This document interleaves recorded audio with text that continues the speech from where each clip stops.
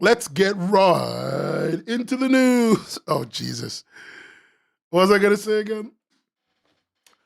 Hi, everybody, and welcome to another episode of the Webcomics Hubcast, episode 15, if I changed the numbers correctly, which I should have. The big orange man is behind me, and you can tell it's going to be a fun episode. You came out from a con, Adora Burb, Brooklyn Independent Comic Showcase. That sounds fun. I want to go to a couple independent comic fairs in London and, around the UK. And, I'm thinking of going to a few in Europe this year. I might go to the one in Denmark, the big Comic-Con in Denmark. So, it's gonna be an exciting year for Comic-Con visits. I've wanted to go to Angoulême my whole life, so I might go to Angoulême this year. We'll see if I can get a press pass to Angoulême. I'm begging God. I want a press pass to Angoulême.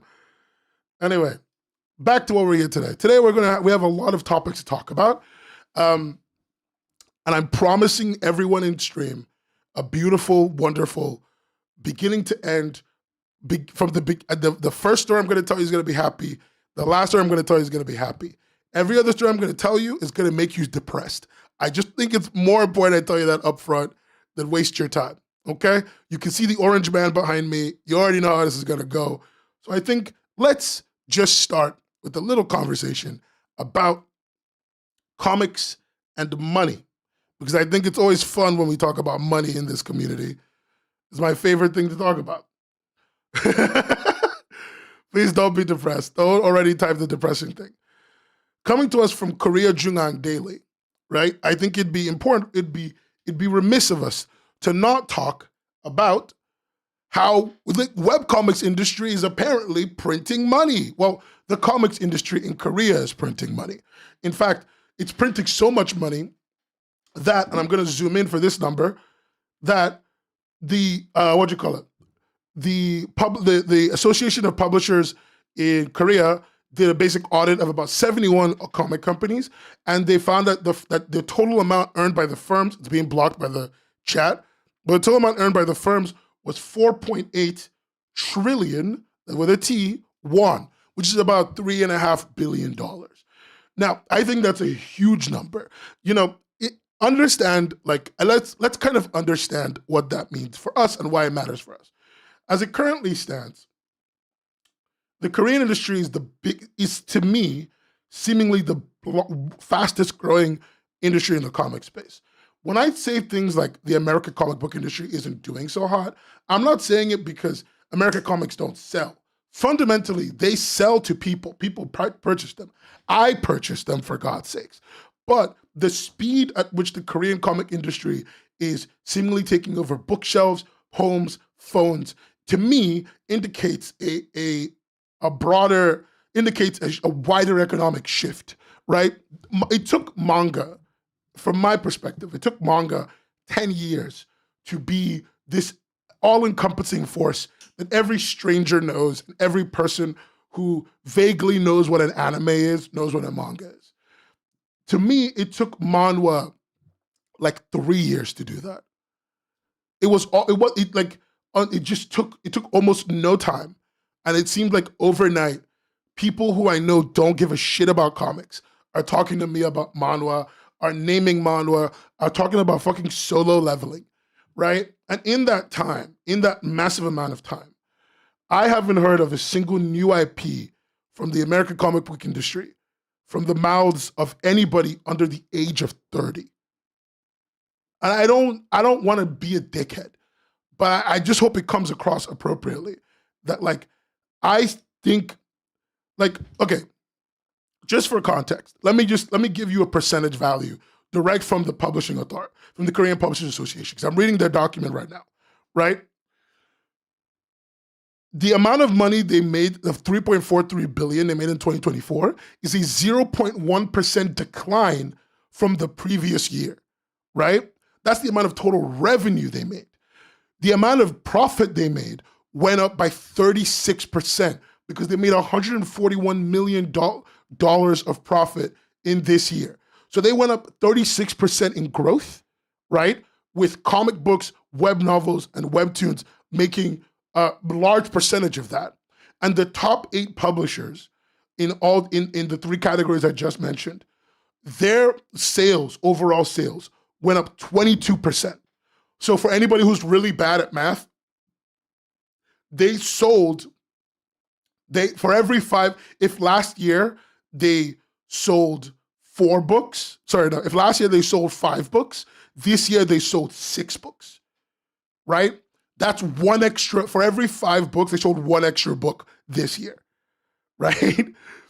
Like, and also for context, their operating profit, so that's the amount of money, that's the amount of profit you make after you take away sales costs, after you take away internal operating costs, your leftover profit, it went up for those 8 publishers I mentioned, the top 8 publishers I mentioned, right? For those top 8 publishers I mentioned, their operating profit went up by 300% to $12 million. So the growth is insane. The growth is fucking nuts, right? I'm gonna just change back to the screen. This is from Korea Jingang Daily. This is talking about the growth of Korean comics. They literally called it printing money, which I think is an insane title. There's no author to this. It was published by the newspaper. So it was likely just an analysis of the Korean Publishers Association document, which I have on my other screen, right? And for context, the top of the industry saw a 300% rise in overall operating profit. The entire industry saw a 36% rise in operating profit year on year. And even though they went down in sales by literally the most minuscule amount, 0.1%, right? They still fucking came out green. And that's telling me that like the conversations I have with publishers that seem to indicate some kind of reduction in consumption habits by young people, by the comic buying audience, it's telling me that idea is bullshit. It just isn't true. They're reading more comics than ever. And again, this is total sales, and I think this is mostly in Korea. I don't think this is really counting US and other country sales, right? But if young people in Korea are reading more, no, actually, no, this is counting. Hold on a second, let me read the other document. It is counting all their sales. So they don't actually care where they sold it. But what that's telling me is like they're reaching new markets, they're getting more sales. There are people buying comics somewhere in the world. And I think that if you're a publisher of books and comics, you would be trying to figure out how to enter that market. And it's not easy. I don't say it's easy, but they're trying to get into our market and they're trying to make their millions from people who speak English, and they're succeeding. So somewhere along the way, we need to start questioning our methods. We need to start questioning our ideas as an industry, as a community. But it also means that if you're an indie comic creator making something fresh, new, or even something derivative of a popular genre, there is a market for you that is very willing to pay you a lot of money, right? Like it's willing to pay you good money for your shit. So if you have some idea that you thought was a little bit too derivative, you thought was a little bit too basic, look around. You might actually be in the perfect environment for it because profits going up, sales are going up, and also that likely means printing costs are going down because more and more people are able to make they're just bigger orders going up. So that's like the first thing I want to start off with. That's my big positive news. Everybody clap for the positive news. Put clap emojis in the chat. Put 100 emojis in the chat. Even if it's not derivative, if it's unique, good. If it's derivative, good. Not a bad thing. Put all the good emojis in the chat. That is the good news for the beginning of the stream. It will not get good for a while. Okay? I love you. I just want to make sure we know that now. Okay. So, I think the thing I really want to get onto, I'm not going to talk about, don't call me daddy, please. Why do you guys do these things? Don't call me daddy. Why did you do that in the chat? I can highlight you. I can shame pin you, dog. What are we doing? Anyway. Jesus Christ. That's what you wanted? Anyway, You guys know about character AI, right? Everyone knows about character AI. Well, I'm here to tell you that Naver has brought up their own character AI. Yay! Naver has a new AI tool. This comes to us from Yun So Young of Korea Jingang Daily. Naver has a new AI tool called, I completely freaking forgot. But the idea is you get to talk to your favorite Webtoon characters, right? This is Do from Operation True Love, right? But now you can talk to them. Yumi Cells is included. The Sound of Your Heart, a comic that only I know in this entire chat. My in-laws are obsessed with me. And I think there's a few more titles all included in this topic. Look. Sure thing. How about some tteokbokki with some crispy fried snacks? Or maybe ramen with kimbap? So yummy. What do you feel like? Yumi Cells. Thank you, but I don't know. I want something sweet and salty, but not too heavy. Oh, how about honey butter chips or cheese rice cakes?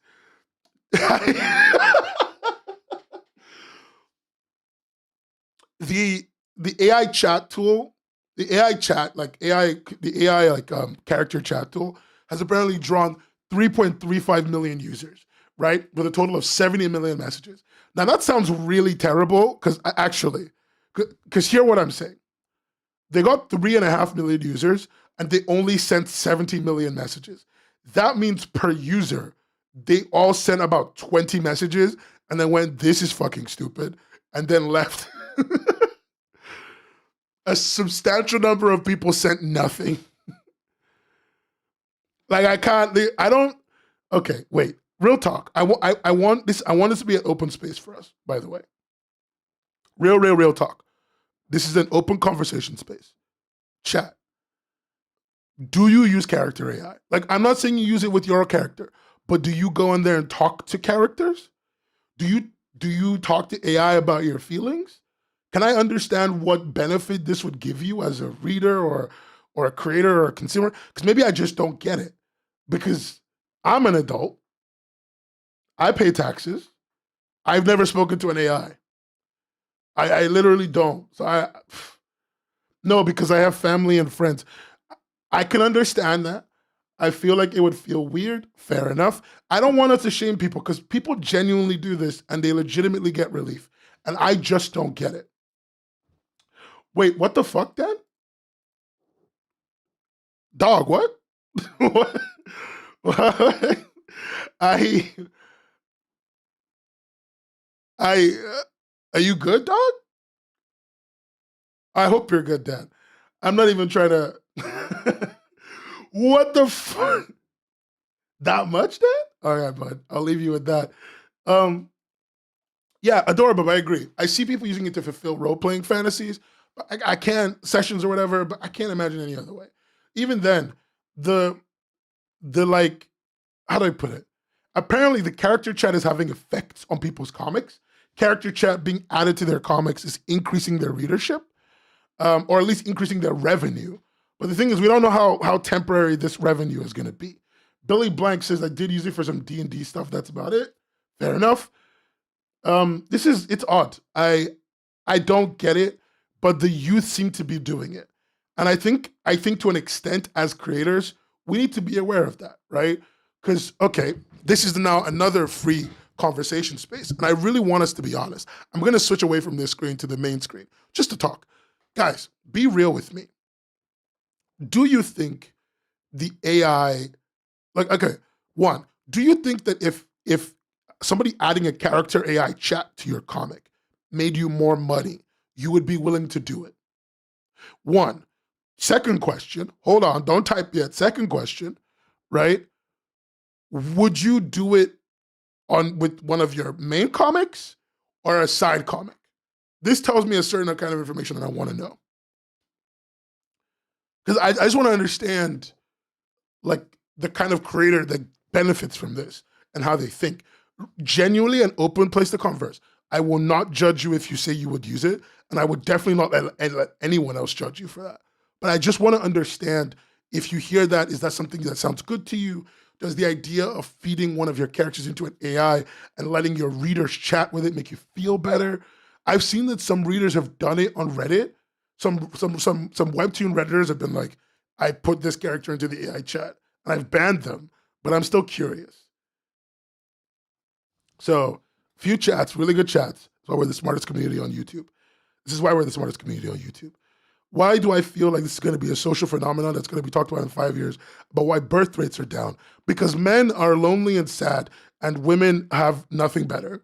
So the AI they go to. I thought this was Gen AI that Webtoon said will help creators.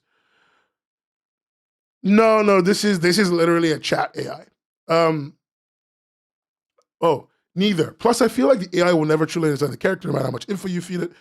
Yeah, you're right. It will never understand it, but it can mimic what it needs to mimic. And remember, like at the end of the day, all that matters to a reader is the parasocial relationship in that situation. Is it making an AI of the character or someone using the chats to write comics? So what it's doing is it just is a chat to one of your characters. That's it. So like you feed it images of your character, you feed it like descriptions and conversations and dialogue points and how he talks, and then it makes the rest of your character like talk. Lets your characters talk to it, your readers talk to it basically, and like sometimes it can provide images, but they're all from the comic, or I think maybe you can generate its own. I don't know. Hey Kiki, what's up? Yeah. Maybe if it was relevant to the comic, like if it's a part of interactive storytelling, but at the point at which it's a part of interactive storytelling, you wouldn't want to use an AI because it would be too unpredictable to the interactive storytelling, right? Like it would cause you other issues. Someone is going to develop a parasocial relationship with a fictional character from a chat that may not even be accurate to the character. Django, I want to just say this to you with genuine love. This already happened. This already happened. What's it called again? It's called Replica. That's what it is. Replica AI. Replica AI was a service that created an AI companion, and it is still that service, but Replica AI is... the topic got to AI, Linda. I'm sorry. But Replica, let me just tell you about this. Replica AI was a product, it is a product that provides you an AI companion. It used to advertise itself mainly on the fact that you could make real relationships with the AI, and you could fuck them, and you could like, and then like maybe, and some people are like, I found a way to get the AI to have a baby and send me pregnant picture. It was crazy, but people, men and women, were having full-on relationships with the AI and sex with the AI, and then one day Replica had to remove all the sex because it was against terms of service, and Apple was going to ban them. So they removed the sex in the AI completely. And people were making posts on the Replica subreddit like, I feel like my husband just died. No, I shouldn't laugh. These people were genuinely hurt. These people were genuinely hurt. But like people were making posts like, I feel like my husband just died. I feel like my wife doesn't love me. I feel like this person I've grown to know and love hates me now and has left me. Like this was a real thing that already happened in our lifetimes, like less than 2 years ago. I just need that to be clear. So if people are like parasocial relationship, we done did it. We done did it. Okay. Oh yeah, Fanon will now become canon. That's really the important problem here. Fanon will become canon. I feel like in the long run, the AI will absorb user input and change as a character. They've made ways to make the AI like a certain level of consistent, a certain level of like it's got to be this. So they do have that control, but yeah, that is still a possibility. You're not crazy. Yo, wait, remember that meme where there was like a woman cuddling a humanoid robot and it was like something about sex bots in 2025 might be more real than you think? Well, yeah, but the thing is, okay, you guys, none of you watch CES 2024 except maybe like, what you call it, Prescience in chat, who's normally in chat. But like at CES, so the Computer Electronics Expo, right? In Las Vegas, I think it was the end of last year, beginning of this year, one of the two. There was a full robot with a face that is being made so people can talk to it and have a full relationship with it. And it's AI powered now. It has AI responses and everything. So again, that is the thing. But the thing I'm wondering is like, And Linda, this is the question I really want to ask. I'm asking everyone, because Linda's also here now. She can give us an answer. If, like, Webtoon has an AI called Naver AI, which is a chat AI that they attach some of their webtoons, right? In Korea. And people are talking to it. People are forming full relationships with the Naver AI. And talking to them, and not full relationships, but people are talking to it, and like, it's supposed to be a way to talk to the characters in your favorite comics. And why they're doing it is because they're saying that it's getting the comics 44% more revenue on average. And so my question is, as a creator, as for every creator in chat, would you have that if you was guaranteed to give you more money? And if you're just a reader or someone who creates but mostly reads, does this AI interest you? Would you want to talk to your favorite character in your comic? Like, just pretend like it's perfect, right? Would it interest you to talk to your favorite character in your favorite comic through chat? I just want to know. I'm curious, because maybe there's a world where it's perfect enough for your brain and then you just get over it. 40 fingers in the chat. Okay. How is it uncanny? How is it uncanny? I just want to understand. Imagine the parasocial relationship with romance comic characters. Would someone crash out? Would someone crash out because the character they're chatting with and having a romantic relationship with gets in a relationship in the comic? That's crazy. That's crazy.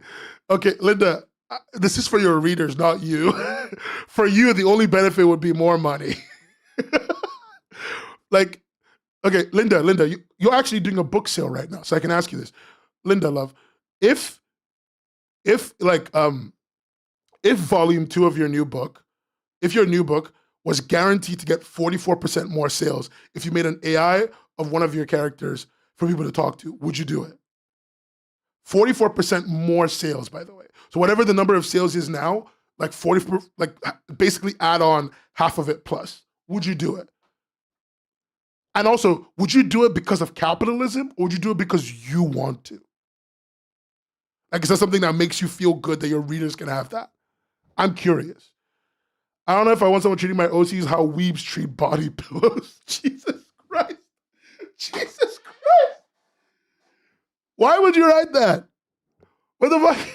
Anyway, people in chat, when you get to this part, leave a comment on your thoughts on the AI, on everything we talked about so far, especially the AI companions.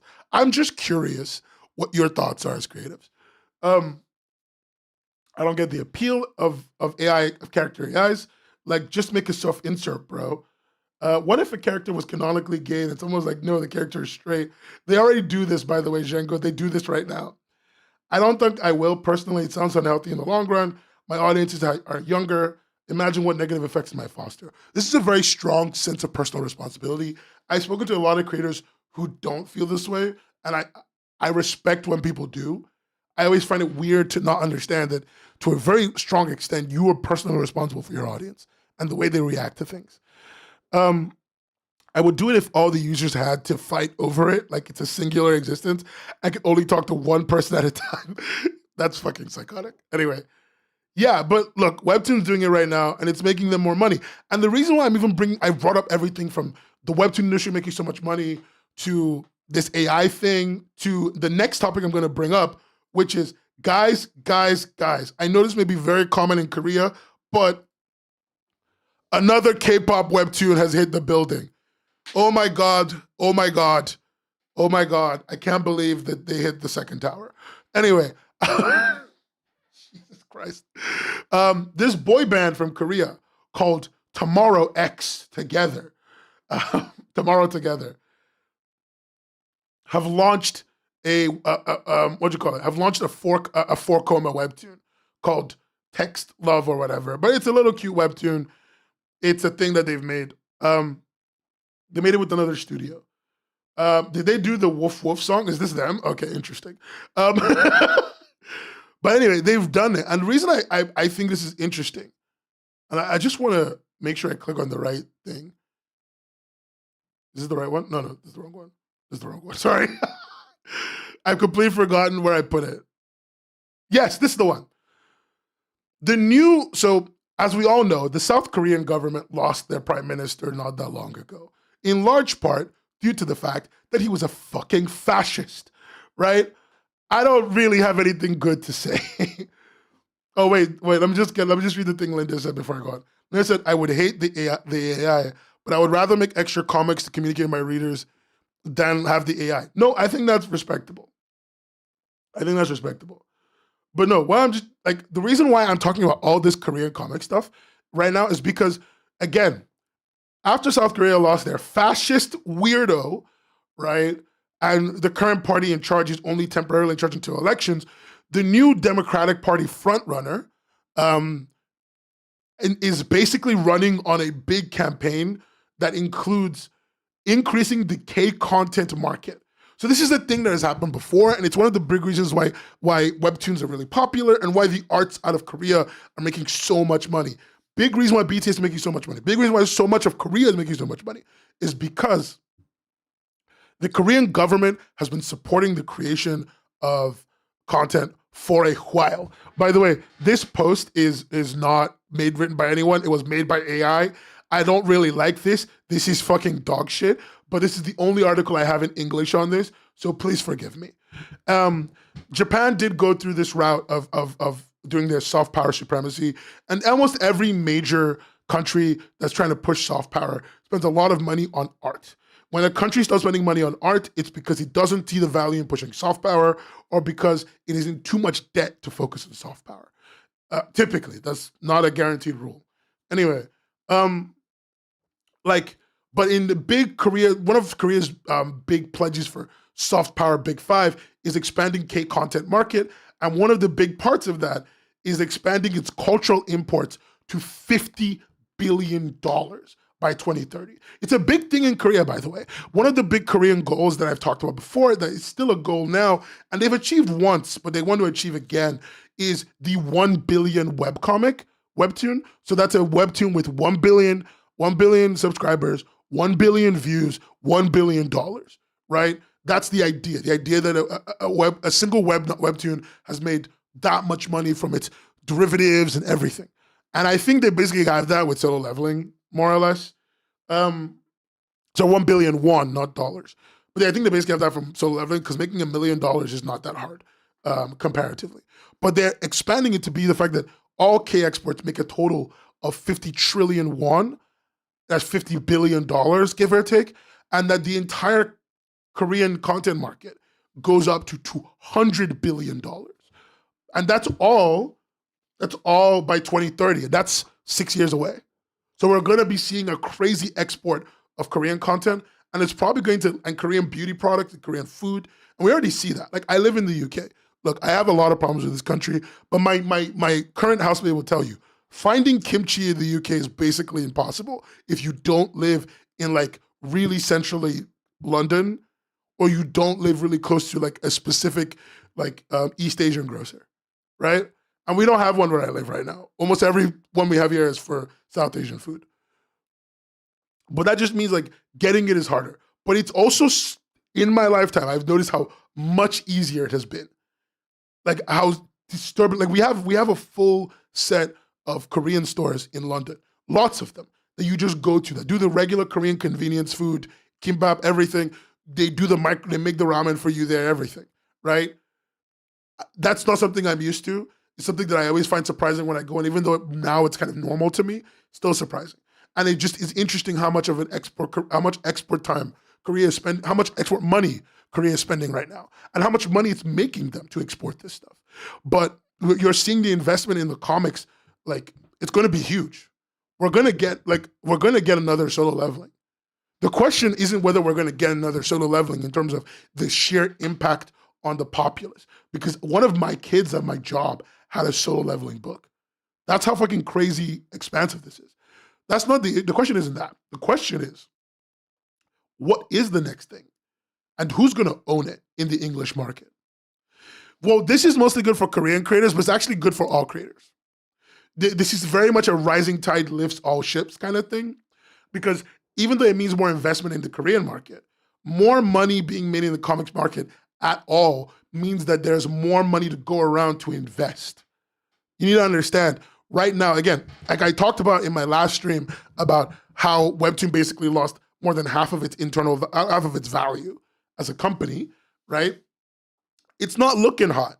So any external money that can foster and keep this industry from sinking in any way whatsoever is valuable. And it also suddenly makes Webtoon an incredibly valuable like investment because nobody's checking in on this. By the way, I'm going to go look. Let's see what Webtoon is trading at, just for my sanity.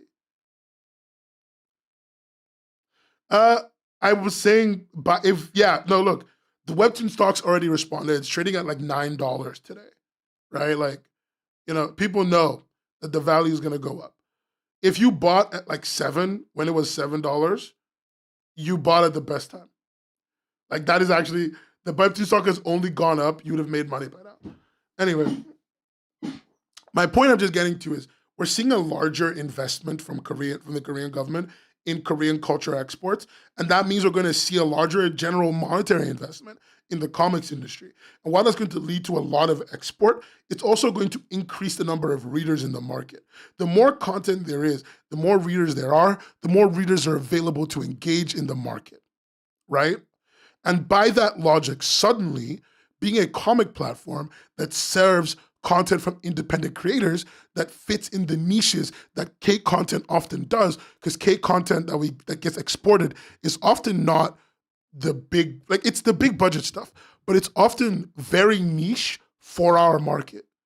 Like imagine, and I'm saying this to people who are published. I think there's a few published creators in the chat. So I want you to imagine going to your agent or your like manager over at your publishing house that you typically work with and be like, I want to make a story about a woman that dies, goes back in time, becomes a villain, like decides she's going to be evil this time, like the Devil Wears Prada. But then she just is really mean and like she's really tropey and basic and she says really basic tropey things, right? And then she falls in love with a man and she starts to be nice. Imagine telling them that. The way they would look at you like you're a fucking idiot 5 years ago. The way they would have looked at you 5 years ago, like, what the fuck are you talking about? No one's gonna buy that. And like one of the biggest stories ever right now is it's called Death by something. I have the book here. Why do I never remember the names of books that I've bought? But it's the one where the girl dies. She's got pink hair. She's got like really bright pink hair. You guys know the book I'm talking about. But like that's one of the biggest books out right now from Korea. And it's one of Manta's bestsellers. Manta actually had to pay a premium for it. So, I just think that's crazy. I think that's a crazy world, a crazy environment that we're in. And that's what the Korean market allows. And the thing is, big publishers don't respond well to change. They haven't even responded well to the current economic change, which we're going to talk about the topic in the thumbnail. But the big publishers haven't even responded to the current economic change as it stands, right? They're not digital ready. Most of them are not digital ready. Most of them are not aware of how young people are consuming, or at least they're not doing the studies for it that I've seen or I've heard, right? Most of them are not making content available to an extent freely. There's no free content, there's none of that. There's no shifting of their model, there's no shifting of the way that they make money, or even just a slight movement in that direction in terms of content and money and everything. So, Korean K content will always serve a niche. And Linda, thank you for talking about this. I've tried to not talk about this because everyone who told me about this gave me very specific stories, and I had to experience this too, and I didn't want to break my NDA, but thank you. Saying you wanted to make a webcomic 10 years ago would make people would look at you like you're a fucking idiot. When I started doing the streaming stuff, I started talking about webcomics, I remember I met a guy who worked at Orbit, which is a publishing house under like Penguin Random House or Simon Schuster or whatever. I don't remember, but Orbit published novels, right? Orbit published novels. And this guy told people that the webcomic industry is going to be making real money soon. And he sees potential. He told people in his office about this. And they talked to him like he was a fucking idiot. They laughed at him. I just think that's fucking crazy. Right now, Penguin Random House has made an entire division just to research what the right webcomics to get are, based on nothing but internet vibes. Something that they would never have done previously. Who's the like, I was talking to somebody from Inklore and they were like, who's our demographic? People who read the comic. weird demographic for publishing. Like every other industry is like, what the fuck are you people doing? Why are you only running on demographic? But we've just been doing that. I don't know. The thing is, 10 years ago isn't early. 10 years ago is pretty late for the webcomic industry. Like, as someone who's been reading webcomics most of my life, my first webcomic I started reading was like 2004, 2003. And I know that there's older ones. I know that there's way older ones, right? So like, I just wanted to be clear, like this export seems like a small deal to us, but this is a big deal for all of us because I figured, yeah. 10 years ago was 2015 is crazy. But no, like understand that what this is going to mean for us long term is a deeper or larger investment in our industry. But it also suddenly means that there is a real world where good English content gets exported to Korean by creators who just learn Korean. And I think for this industry, I think we may be experiencing a 1975 Japan moment a little bit. People who know what I'm talking about remember is like back in the day when every movie in the world would have like Japanese text or whatever because we thought Japan was going to be a dominant power in the world. I think in the comic world, there's a real chance that we might be experiencing a 1975 Japan moment, a real world where we might want to start exporting our comics to Korean and Japanese, even if you don't speak those languages, because there are markets that are engaging with the comics. And there's a real world that you might do well there. And maybe you also want to look at places in Europe that don't typically speak English.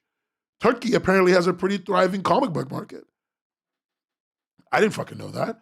They read a specific type of romance, but they're still there. And I think it's important, like, this is one of the reasons why I've so focused on collecting data as an important thing for comic creators, because to me, data tells us everything that we need to know about what moves we need to make. And I just think that that's something that's highly important. I don't know. I don't know how else to express that. I hope that makes sense. Anyway, readers would rather buy a comic they've read. Yeah, because the reality is like the reader market right now is not buying books to discover. Because the world of discovery they grew up with, or they've grown up with, or they've gained access to in the last 10, 20 years, 20 years of YouTube right now, the world of discovery they've gained access to in the last 20 years is based entirely on free content. They no longer pay to find out. They experience and then they pay. And that's a harder game to play, but it's a game that has bigger dividends for the average creator. And also allows you to convert more, but that allows the converted purchasers to spend way more money than they normally ever would have. I just think it's an important thing to bring up. Lots of people do that. Look, all the manga I ever bought growing up was based on reading on pirate sites. I gotta be honest. And like the insane amount of work piracy has done for the marketing of manga overseas is something that needs to be talked about. Because comics never got that, despite the fact that comics had a pirate site for my entire life. There's been the same pirate site, or at least the same two pirate sites, have been operating most of my life for American comics. And if I told you that I've been reading on them, I'd be fucking lying to you. I'd be dead lying to you right now. Didn't even touch the stuff illegally. It's a lie. I read a lot of Spider-Man illegally. But other than the Spider-Man that I read illegally, nothing else. It just is, it's such an important thing. Also, Stepan, it's so powerful that you're a New York Times bestseller. I'm so proud of you. Even though you've been that for so long. And it probably means nothing when I say it, but I'm just going to say it anyway, because I love celebrating success. Anyway. Oh, yeah, no, Demi, get it correct. Publishing the current Ultimate run of Spider-Man should be illegal. Publishing any other run of current Spider-Man is fine, and I don't care. Every other current Spider-Man is shit anyway. The only good thing happening right now is Ultimate. The only time I have felt joy with Spider-Man in the last 15 years is Ultimate. Anyway, let me not get into a Spider-Man rant before someone makes fun of me. Paul is not the GOAT. Shut the fuck up. I'm going to actually delete you as a person. Stop talking about Paul. Anyway, We're here to talk about news. Okay, so that's the big Korean art thing. I hope that conversation was insightful. I hope you got some knowledge from it because, we're going to get a little bit more depressing. A little bit slightly more depressing. Yeah, the biggest blessing. AI art is on the rise again, kids. There is more AI art to be spoken about. And the reason why this matters is because right now, unlike like this whole time it's been happening, but Korean fans, Korean publishers, as well as English publishers, as well as a lot of publishers, are gripping and grasping onto their souls because the AI copyright situation is going crazy. And I think, from what I understand, a lot of publishers are considering some form of action, but they don't know what action. Video works are being made right now with people using OpenAI's new GPT-4o to just generate, Ghiblify people's work. And it's causing a lot of issues. The International Confederation the International Confederation of Societies of Authors and Composers, which is a big group that focuses on music and art across the world, they're having a big assembly in Bulgaria in May, and like they're talking about how AI is going to affect them and what they need to do and what they need to push for, especially in the EU, to fine tune some kind of compensation. Because if you can't stop them, make it obscenely expensive so they don't do it. That's the only other option. And right now, that's where we're looking down. We're staring down the barrel of the path in which there's going to be a real push to make AI operators pay their dues. And I don't know if it's going to win. It's going to be in the EU, so the chances of success are way higher than ever, but it's important to understand that right now we are on the precipice. And as soon as I know more about this, I will tell you. I will see if I can find out anything about that conference and talk about it in stream. So that's important to bring up. And now we can get to the topic of today's stream. I'm going to just show you this because this comes to us from Rich Johnston. Rich Johnston of Bleeding Cool. It's talking about Mad Cave Studios. Mad Cave Studios is actually like an indie-ish comic studio. Indie-ish. But they finally made their own DTC web service. This is like Marvel Ultimate or DC, whatever the fuck, right? It's their own service to read their comics. And it's Mad Cave Digital. Here's the thing, and I haven't really had time to talk about this, but I figured it'd be worth doing. Mad Cave publishes also on Global Comics.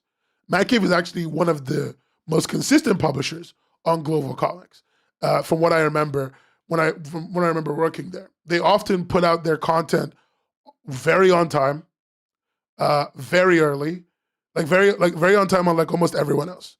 So Mad Cave Studios has got all their stuff. They're still publishing on Global Comics. They put a book there as of recently as 4 days ago. But then they've also launched their own digital initiative. And it's telling me that, it's telling me something bad is maybe around the corner. And by around the corner, I mean several months, several years away from now. Because a lot of the independent publishers are not particularly the kind of people I expect to be happy with someone else controlling how they make money. And I don't think Mad Cave is seeing crazy success from Global Comics, not because of some kind of deep issue. It's just because of the fact that like their service takes its own cut of whatever they make and then pays them. And so if they're not getting a ton of reads anyway, I don't know how much they're getting from themselves. I have no fucking clue. But when the numbers I'm seeing just here of like 250 views for something published, a few days ago, and if you go down to something published maybe a week ago or more, that's literally published on my birthday, so that's a month ago, 500 views, 1,000 views, 5,000 views. I wonder if they're getting the viewership that they expected and getting the money they expected. And so if they're getting not a lot and then they're also losing a cut of it, there's a real chance that they will need to, they're making their own platform to basically try and claw back whatever that cut is away from anyone else taking it from them. So that might be the reason why. They say it's going to enhance readership experience. I've seen the the comic reader. It looks like shit. I'm sorry to be the one to say it, but it looks bad. It doesn't have any customizability. It doesn't have any, it's not a strong comic reader. But I don't think they care about it being a strong comic reader. They just wanted one, and they invested what they thought was worth investing, and it wasn't a lot, clearly. Thanks for a belated happy birthday.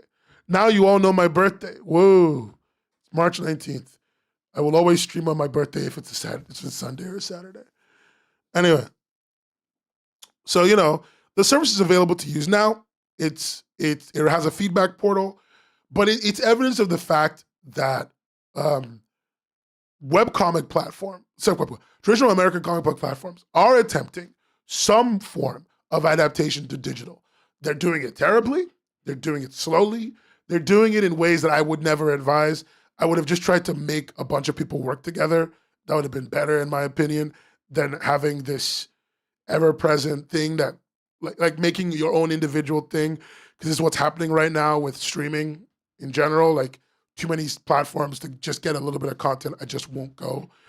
This is the reason why I think a lot of younger readers are also spending more of their time reading indie content, because indie content often doesn't have the financial power to split off the streaming environment. And even when it does, it tries to be collaborative with the direct mainstreaming platform that most readers and consumers want to be in. Like, think of YouTube and Watcher TV or YouTube and Dropout. It's a very symbiotic relationship. People don't enjoy the adversarial relationship of HBO Max and Netflix. It's just kind of shit. Anyway, that's the thing in the topic and the title. I'm happy we talked about it. Now get to the thing I really want to talk about today. Guys, I talked about this 2 weeks ago. Diamond Comics distribution was getting bought out by Alliance Entertainment, and it fell through. And I have no fucking clue why. And then they're also not telling us. No one's telling us. All we know is that Diamond Comics might still be going under on their own with no one to buy them out and give them the liquidity they need. This is really sad. Adorable, you need to tell me what's happening, because I don't understand what's happening. I know that they're in a bankruptcy process because they bankrupt. I know that they filed for Chapter 11 because they're trying to reform as a company that could operate. I know that Alliance wanted to buy them, but Alliance is quite literally run by a ghoulish man who doesn't care. And we're just like, I want to make my 20 cents per comic. I couldn't give a fuck, right? Which is what he said on a podcast. So he was all game to buy it and not care as long as he made his money. He doesn't give a shit. And basically, the top bidder for $72 million of assets, by the way, they were going to spend, I think, like $50 million. No, they were going to spend $72 million, right? But it doesn't include Diamond UK. It only includes Diamond US. But they were about to be bought out, and everything was almost settled. And then something just happened. I can't tell. Oh, we're getting some tea in the chat. It seems like Diamond threw a curveball, and it was probably because they heard that Alliance was more focused on toy sales. The toy market is being hit hard due to tariffs. In fact, we're going to talk about tariffs in a second, but unlike the book market, the toy market is getting beat in the face with tariffs. Diamond wants to go for Universal, but Universal may not go through with it because they already got the rejection, and they may not want to pony up the money because it's been a bit since this all started, and they may have just taken the money and done something else with it. Who knows? Who knows if Universal's going to buy them out? I think Universal buying them out, by the way, would be worse, because Alliance is at least like, whatever, who cares? I just don't want Universal to get a win, if I'm being honest with you. That's my main issue. I don't like Universal winning anything. I'm just a hater. But it seems they've taken that deal. I don't know if it's going to go through. Everything's up in the air. Everything is in limbo. But what we do know is Diamond Comics distribution has no owner as of right now, and it remains to be seen how things are going to play out. It's a constant game, and this came to us from Rich Johnston at Bleeding Cool. Universal, the company, has multiple divisions. They are indeed unpredictable as fuck right now, and it's going to be interesting to see if anyone picks them up, But they're saying that things are fine, and it's all business as usual with their new partners, also from Rich Johnston of Bleeding Cool. Telling us not to worry. So I think it's important for us to recognize that None of this is going to affect our sales. But we do know if things go badly in the bankruptcy sale, Diamond is probably going to sell people's comic books without giving them back the money, by the way. So that's worrying. That's worrying. That's interesting. Hey. Anyway, the thing I wanted to talk about when I brought up about books, let's talk about it. Let's talk about the fact that as of 4th of April, it seems like books are going to be exempt from the US tariffs. Let's go. Oh, yeah, I also pray for the Funko downfall. I think Funkos are stupid, and I don't own any of them. And I was like, let's go. US tariffs, not on books, just on everything else. So it's still going to fucking affect books anyway. If you bring in finished printed books, it doesn't affect them. By the way, what's interesting, it doesn't affect D&D books. Interesting thing, because D&D books are not considered game items, they're considered books. So, interesting. Anyway, no, this was in a full brief. The main document, so this is the White House document. If you look in my URL bar, you'll see it said whitehouse.gov. So this is from the White House, and this is the full list of things that are being exempt from the current tariff, some of the current tariffs. It's not going to be hit by 145%. It's going to be hit by a different amount. But if you look in here, printed books, brochures, blah, blah, blah, printed books, printed dictionaries, children's picture, drawing, or coloring books. So guys, we're good. We made it. Oh my God. So fucking stupid. Or exercise books of paper on paperboard. That too. It's actually insane. I can get my silver bullion since that's the real path to retirement. Gee, shut up. What the fuck is this line? That's the craziest thing I've ever read. What do you mean? Anyway, look, what it means though is that we're still going to be able to get books. I want to just say this as someone who's doing the work right now. For Europeans, I know there's not a lot of European, because that's what you're doing in the toilet. There's not a lot of Europeans in the chat, but I'm a European. So I just want to say for the Europeans, I am looking into, the Trump tariffs don't really affect us, but what I'm suspecting is that Asian producers of books will likely increase their prices because they know Americans are going to be willing to pay a little bit more, even if it's just a little bit. And so I'm also seeing a world where, like, for us, the prices from Asia will also go up and may no longer be as profitable. So I've actually been looking into Estonian printing, and I've been talking to some Estonian printers to see if comic books can be made in Estonia within European borders, because for us, that saves us a ton of money, has no import duty, basically, and can be shipped anywhere in Europe. And like, I've just been getting it printed in that country.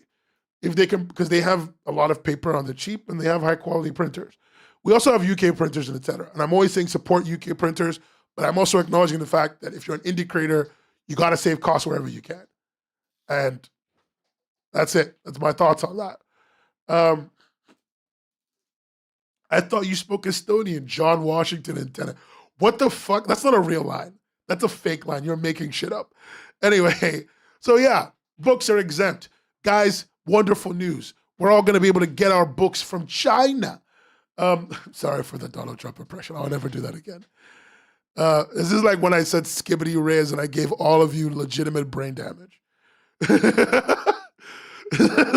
I'm never going to forget that. I'm never going to repeat myself, I promise. That's the world we live in right now. That's the world we live in, guys. The reduction in costs. This is kind of good news, right? This is kind of good news. You're all feeling a little bit better. No, you're all a little bit less depressed, right? Whatever. Anyway, there's only like 3 things I've left to talk about. Thing 1, Q1 2025 for Webtoon is not looking. Oh my God, someone just sent me something. Anyway, Q1 2025 for Webtoon is not looking great. There's going to be a live webcast. I might stream it depending on the day for the first quarter report. I might stream the whole audio on stream. Let me know if you want me to do that in the comments. Let me know in the comments if you want to hear the full first quarter report for Webtoon. I will keep it exciting. Don't worry, it won't just be us listening to them. I will talk about every single thing they talk about so that we can actually stay on track. And they're not very long. They're usually like 20 minutes long, give or take 30 minutes tops. So there'll be a lot for us to discuss. And like I can also download it and cut it down, and we can do an edited version on stream. So if you want me to do a breakdown of the Q1 Webtoon Entertainment financial results for 2025, let me know. I'm happy to do it. Please leave it in the comments, not just in the chat, so that I can remember to do it. If it's not in the YouTube comments, I cry. Also, YouTube comments support me. Remember to like, by the way, guys. Remember to like the goddamn video. Like the video, subscribe to the channel, comment. You should be doing that every single stream I do because you love me. And if you're on Twitch, go to YouTube and leave a comment. Like you should. Anyway, sorry, I fucking too many bits. But I'll do it. And these are the things. Right now, by the way, I would recommend that you guys start formulating questions you want to ask me because I'm getting to pretty much the last story of the stream. So we're getting to it. Let's talk about it. The last story and the one thing I really want to talk about today. Guys, it's happening. The Hive Mill sale. This is the good news. Good news, everyone. Hive Mill is having a sale for 40% off their books. If you've ever wanted to get a Hiveworks book to support creators at Hiveworks, get it. They're all on sale for 40% off. I'm buying like 60 books. They're all going to arrive here, and I'm going to do a review of every single one of them. I'm buying every book on the website if I can get away with it. It'll be like $1,000. This is why you should support me on Patreon, so I can do reviews of books. Book reviews. Anyway, I'm going to get as many books as I can. I'm probably going to get the stupid Bee plushie. I don't really like Hiveworks as an establishment, but I love creators, and I'm always happy to support. Yeah, that's it. One last thing I want to bring up. I want to be adding more happy news stories to the thing. So if you've got a Kickstarter that you're running that is for an interesting story, I don't just do it for any story, for something that is a really interesting story, let me know. I'm more than happy to talk about your Kickstarter on stream once in a while. Not every time, but like once every couple of weeks, I'll probably mention it. Because I would love to support creators who are making cool, interesting, niche things that I don't get to hear about very often. It doesn't have to be a Kickstarter, but just any crowdfund, any group order, anything that you're doing. Speaking of which, I want to talk about the group order that I need to happen. So you all need to go and support. Otherwise, I'm going to cry. Webtoon, I'm not giving you this. Anyway, we all need to go and support this book order for my sanity because I need this book. Okay? Guys, what about supporting a one-shot? Depends. I'm happy to always do it. I just need to read it. Guys, Blackburn is doing a book interest check. Go and tell them if you want to buy the Blackburn Volume 1. Because I need this book. I cannot explain to you how many years I spent reading this fucking comic. I need this book. If the interest check does not pass whatever the fucking requirement is, and I don't get this book, I'm actually going to shoot myself on stream in front of all of you. That is a joke. That is a joke. I want to be clear. But go look at it. Go. Please. I need the book. Please. Thank you. I'm not going to do that, by the way. I'm not going to shoot myself. That is a joke. 100%. And wait, why didn't you, it's fucked up that you never sent me a book of Dreamwalker, even though I'm very happy to pay for it. And I want it signed. And you can write words. I think it's fucked up that you didn't send me one, Magic Fire. That's all I'm saying. You sent me a tiny comic, but no fucking Dreamwalker volumes. I'm just saying, dog. You didn't even fucking tell me. You didn't even fucking tell me that there was a book I could buy. I'm just saying. You could have told me. We could have made it 20 books. That's all I'm saying.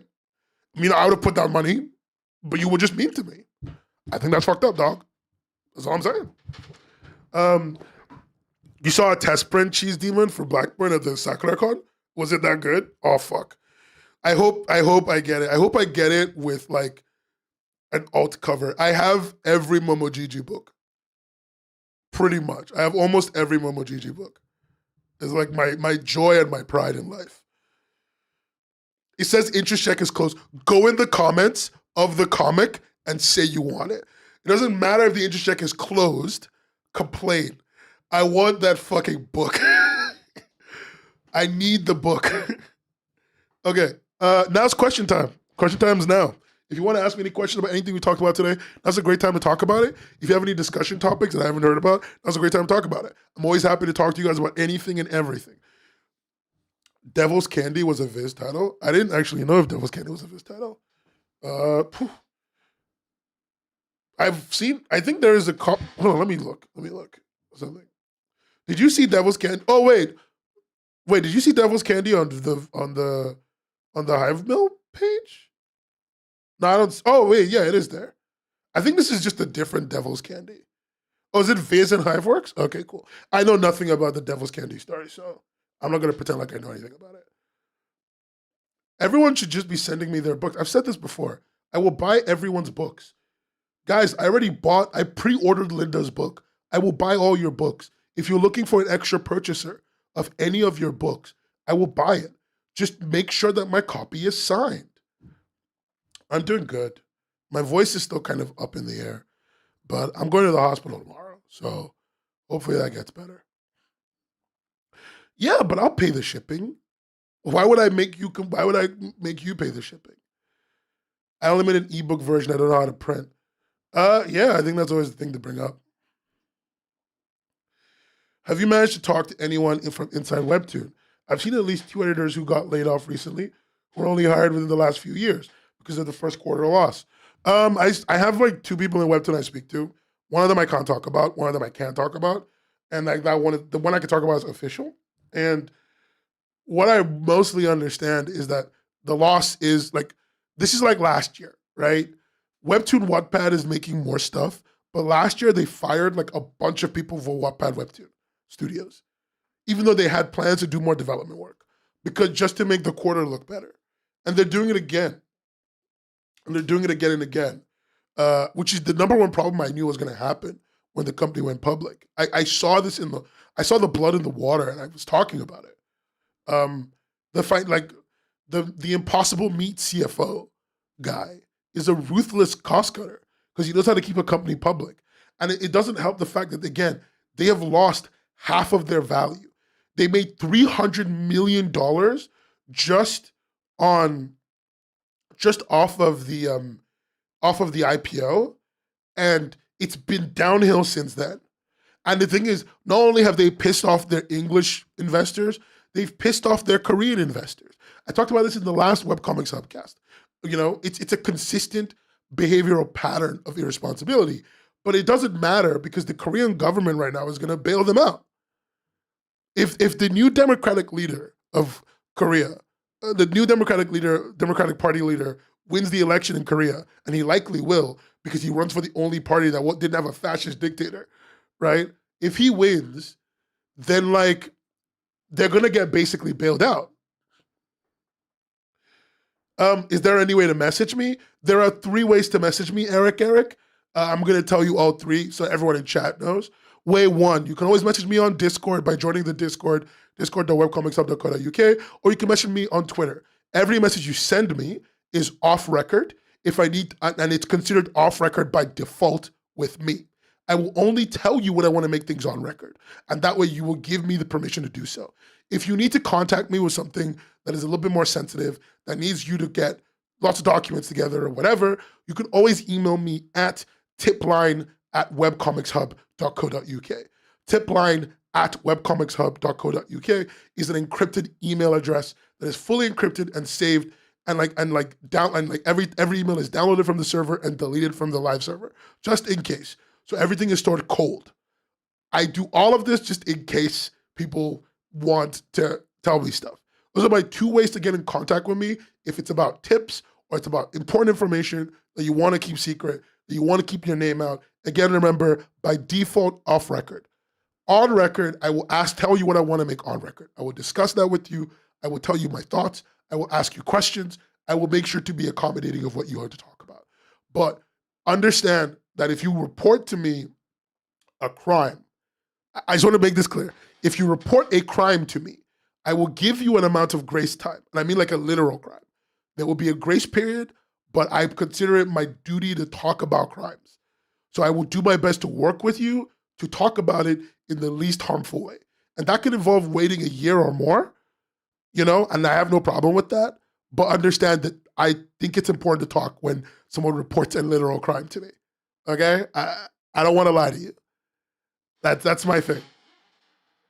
I will do my best to give you time, and I will do my best to give it time to be told at the right time, but I will eventually have to talk about it. I just like being upfront about all my terms, etc. Crimes against art don't matter. I mean, like, I'm saying that because often the crimes I've been told about that haven't been in this industry, so I've never talked about it. It was back when I was more focused on games, were about like SA and violence and worker abuse and wage theft, stuff like that. Those were the crimes I was told. And so often that's what I mean by a crime. Like employee abuse is important to me. Gaslighting and consistent inconsistency and then docking your pay, any amount of wage theft is a big crime to me. If the crime is just your art is shit, I don't care. Like, I'm not going to make a big deal out of that.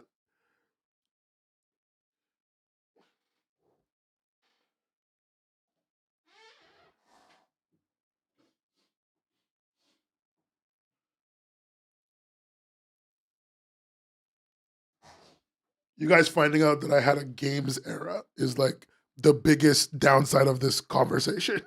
I've admitted now that I did games journalism work, and I hate myself for it.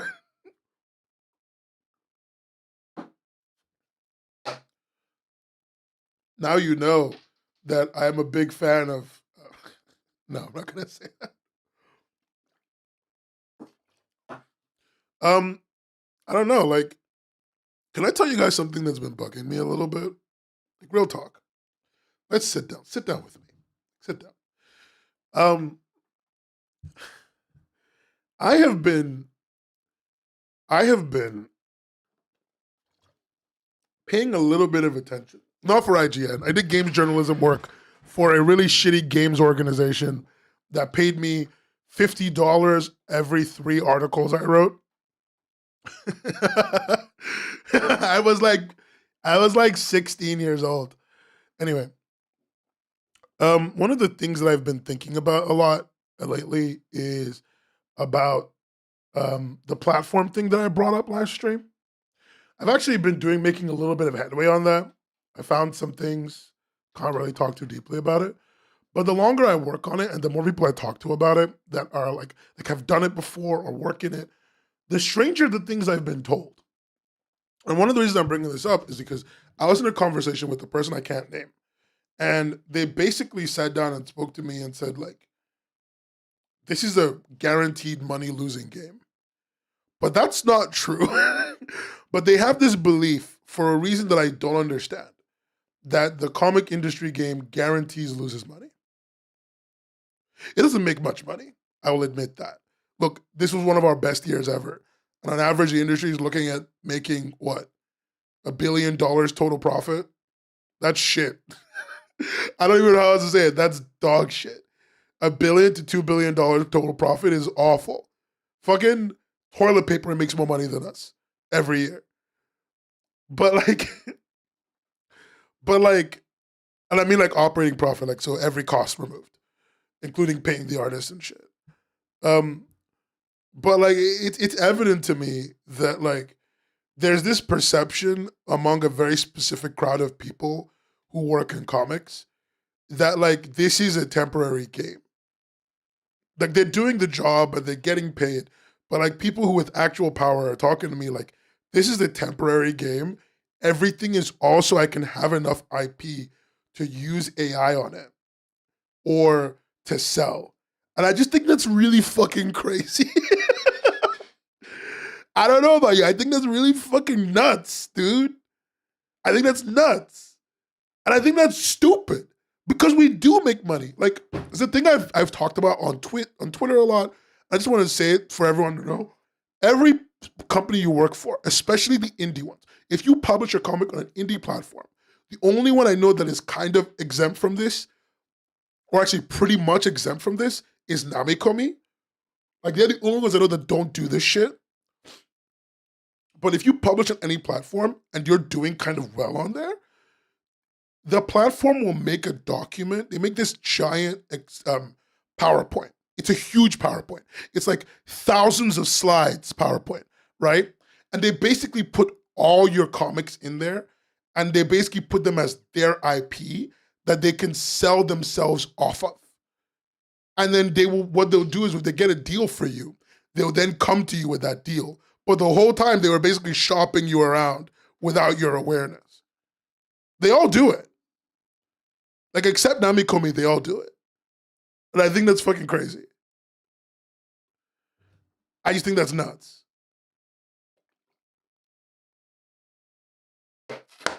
They shop you around to like IP development firms, like that make toys and games and books and movies and stuff. And they don't tell you about it. They don't even talk to you about it. They just use it. Or they use it when they meet like new companies or new businesses and they market themselves as like, these are our IPs. And it's not free promotion. Because like, you might think they're trying to develop you, but most of the things in those documents nobody looks at, right? No, your comic is definitely likely made into one of those 1,000-slide PowerPoints. Because Django, you used to be on Webcomics app, so you probably did. What happens is they do it because it makes them look more powerful, right? Because they look like they have 1,000 comics at their disposal. They really only handpick and give to these and tell these. Oh wait, it wasn't you, Django. I'm thinking of someone else. But they only handpick and give some of these IPs to these IP development firms. They just make the fucking document really big because it makes them look good. Nobody ever reads the document. Nobody ever reads the document. I'm literally the only idiot that has ever read the document.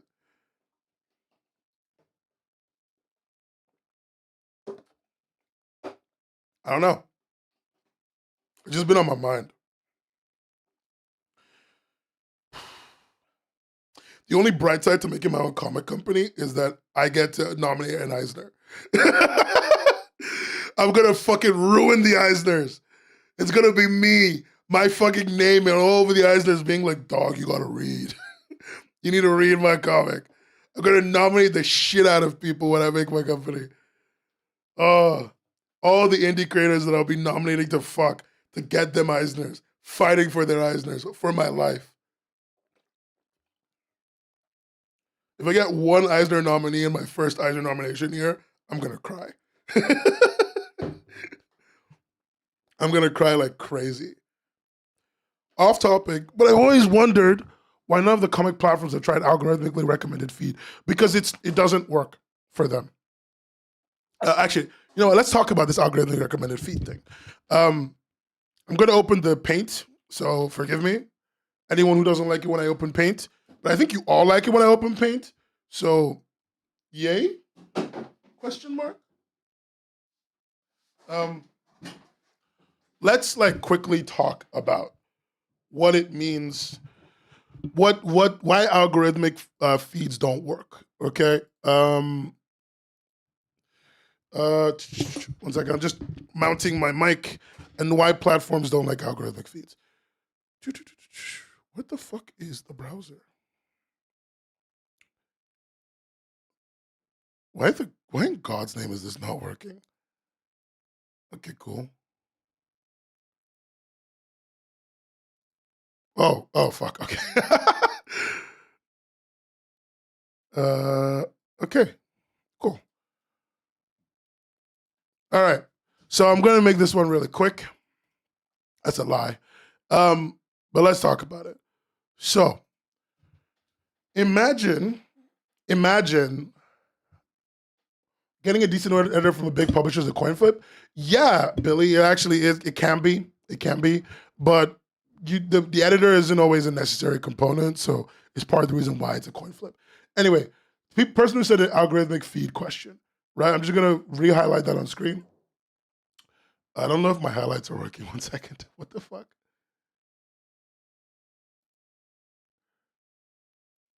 Oh, there. Okay. So I want you to imagine that you're like Webtoon, right? Webtoon is paid. They've given A Corp. They've given A Corp like money. They're giving A Corp money for a comic, right? And then they take the comic and they put it on their app. But the readers, right? We're going to call the comic A Comic. So Webtoons put the A Comic on their app. They expect a certain return for that, right? Based on the money. They expect a certain amount of money back. But what's happened is that if they make the feed algorithmic, readers may not read A Comic. The readers may read C Comic over here, made by a creator called C Girl. And C Girl made a comic about like fish that fuck and fly, right? And the readers love it. But Webtoon didn't spend money on it. And so she's gonna make a bunch of money. Webtoon's also gonna make money. But all the money they spent on A Comic basically dies. They would have wasted all their money on A Comic, as far as they're concerned. So suddenly, it's in their best interest to have non-algorithmic feeds, which is the reason why almost every comic platform, right, even Webtoon, has a fucking banner system. Some kind of banner system where there's a big jumbotron here, right, that keeps your attention and basically is like, read A Comic. That's the whole point. That's the whole point. And then they'll put C Comic down here, right, along with the other ones, because they know that they'll make money from that, but they want to make sure that they make money from A Comic. C Comic is incidental money, but if A Comic doesn't make money back, they just make a loss. And they've often paid guaranteed money, and they often have guaranteed future commitments of cash to A Comic that they must fulfill. So they need to make their money back. You might be like, why not separate things for an algorithmic feed? If you do that, what readers do, and Tapas has experienced this directly, what readers do is that they will just, like, let's say we have multiple categories, right? Let's say we have category paid. People who read on Tapas will recognize exactly what I'm doing right now. And let's say we have category community. If you have this situation, tell him that we're talking about something important. Anyway, if you have this situation, what typically happens with readers, because remember, you understand this, the average reader, right? The average reader is broke. That's a lie. They have a limited purchasing power. So let's say rich is $3. The average reader is like $1 sign, right? There's always going to be one person who's like, you know, really rich, but the average reader is $1 sign, right? They have what we call a low purchasing power.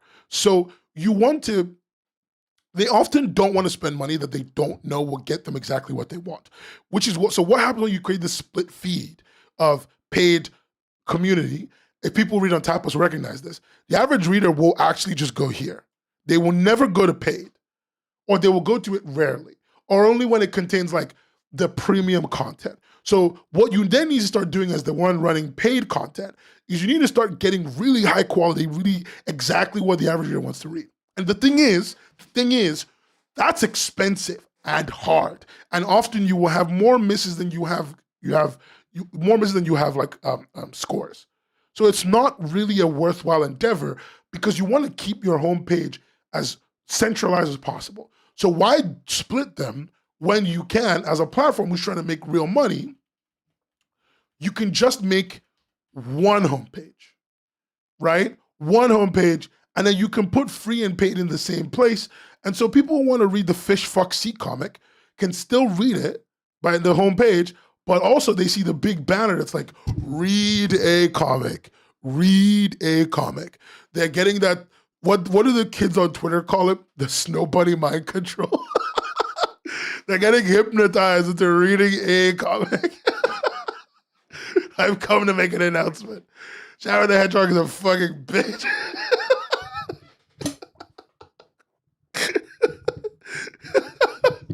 I saw on Twitter this fucking image with Miles Morales and those three Emma Frost, Cloak and Dagger, and Sue Storm. And like it said Snow Bunny Mind Control, and it's just been in my mind all day because it's so stupid. Anyway, so back to what we're talking about. But like that's why they have the homepage like this. It's literally like fucking hypnosis, right? And if you're wondering why a lot of apps will literally sabotage like their community section, it's literally to make you stay on the main page. The effects of Marvel Rivals has been disastrous on the community. No, 1,000,000%. You're right. Shut up, Kylie. I'm not even listening to you anymore. Because it's true, but I'm not listening to you. No, like this is the situation. So that's one of the reasons why I have a lot of respect. Because like I'm gonna show you something about this. Let me just like switch to the let me switch to the other screen there. So like let me show you this. Because you can see this behavior I'm talking about in places like, let's go to Webtoon first, just as a control. Big banner, stuff you want to read. Stuff you often want to read is down here. And if there's any like non-featured comic they want you to read, see this right here. See that? Like they'll keep it like right up, sorry, not there. They'll keep it right up here, the big banner stuff.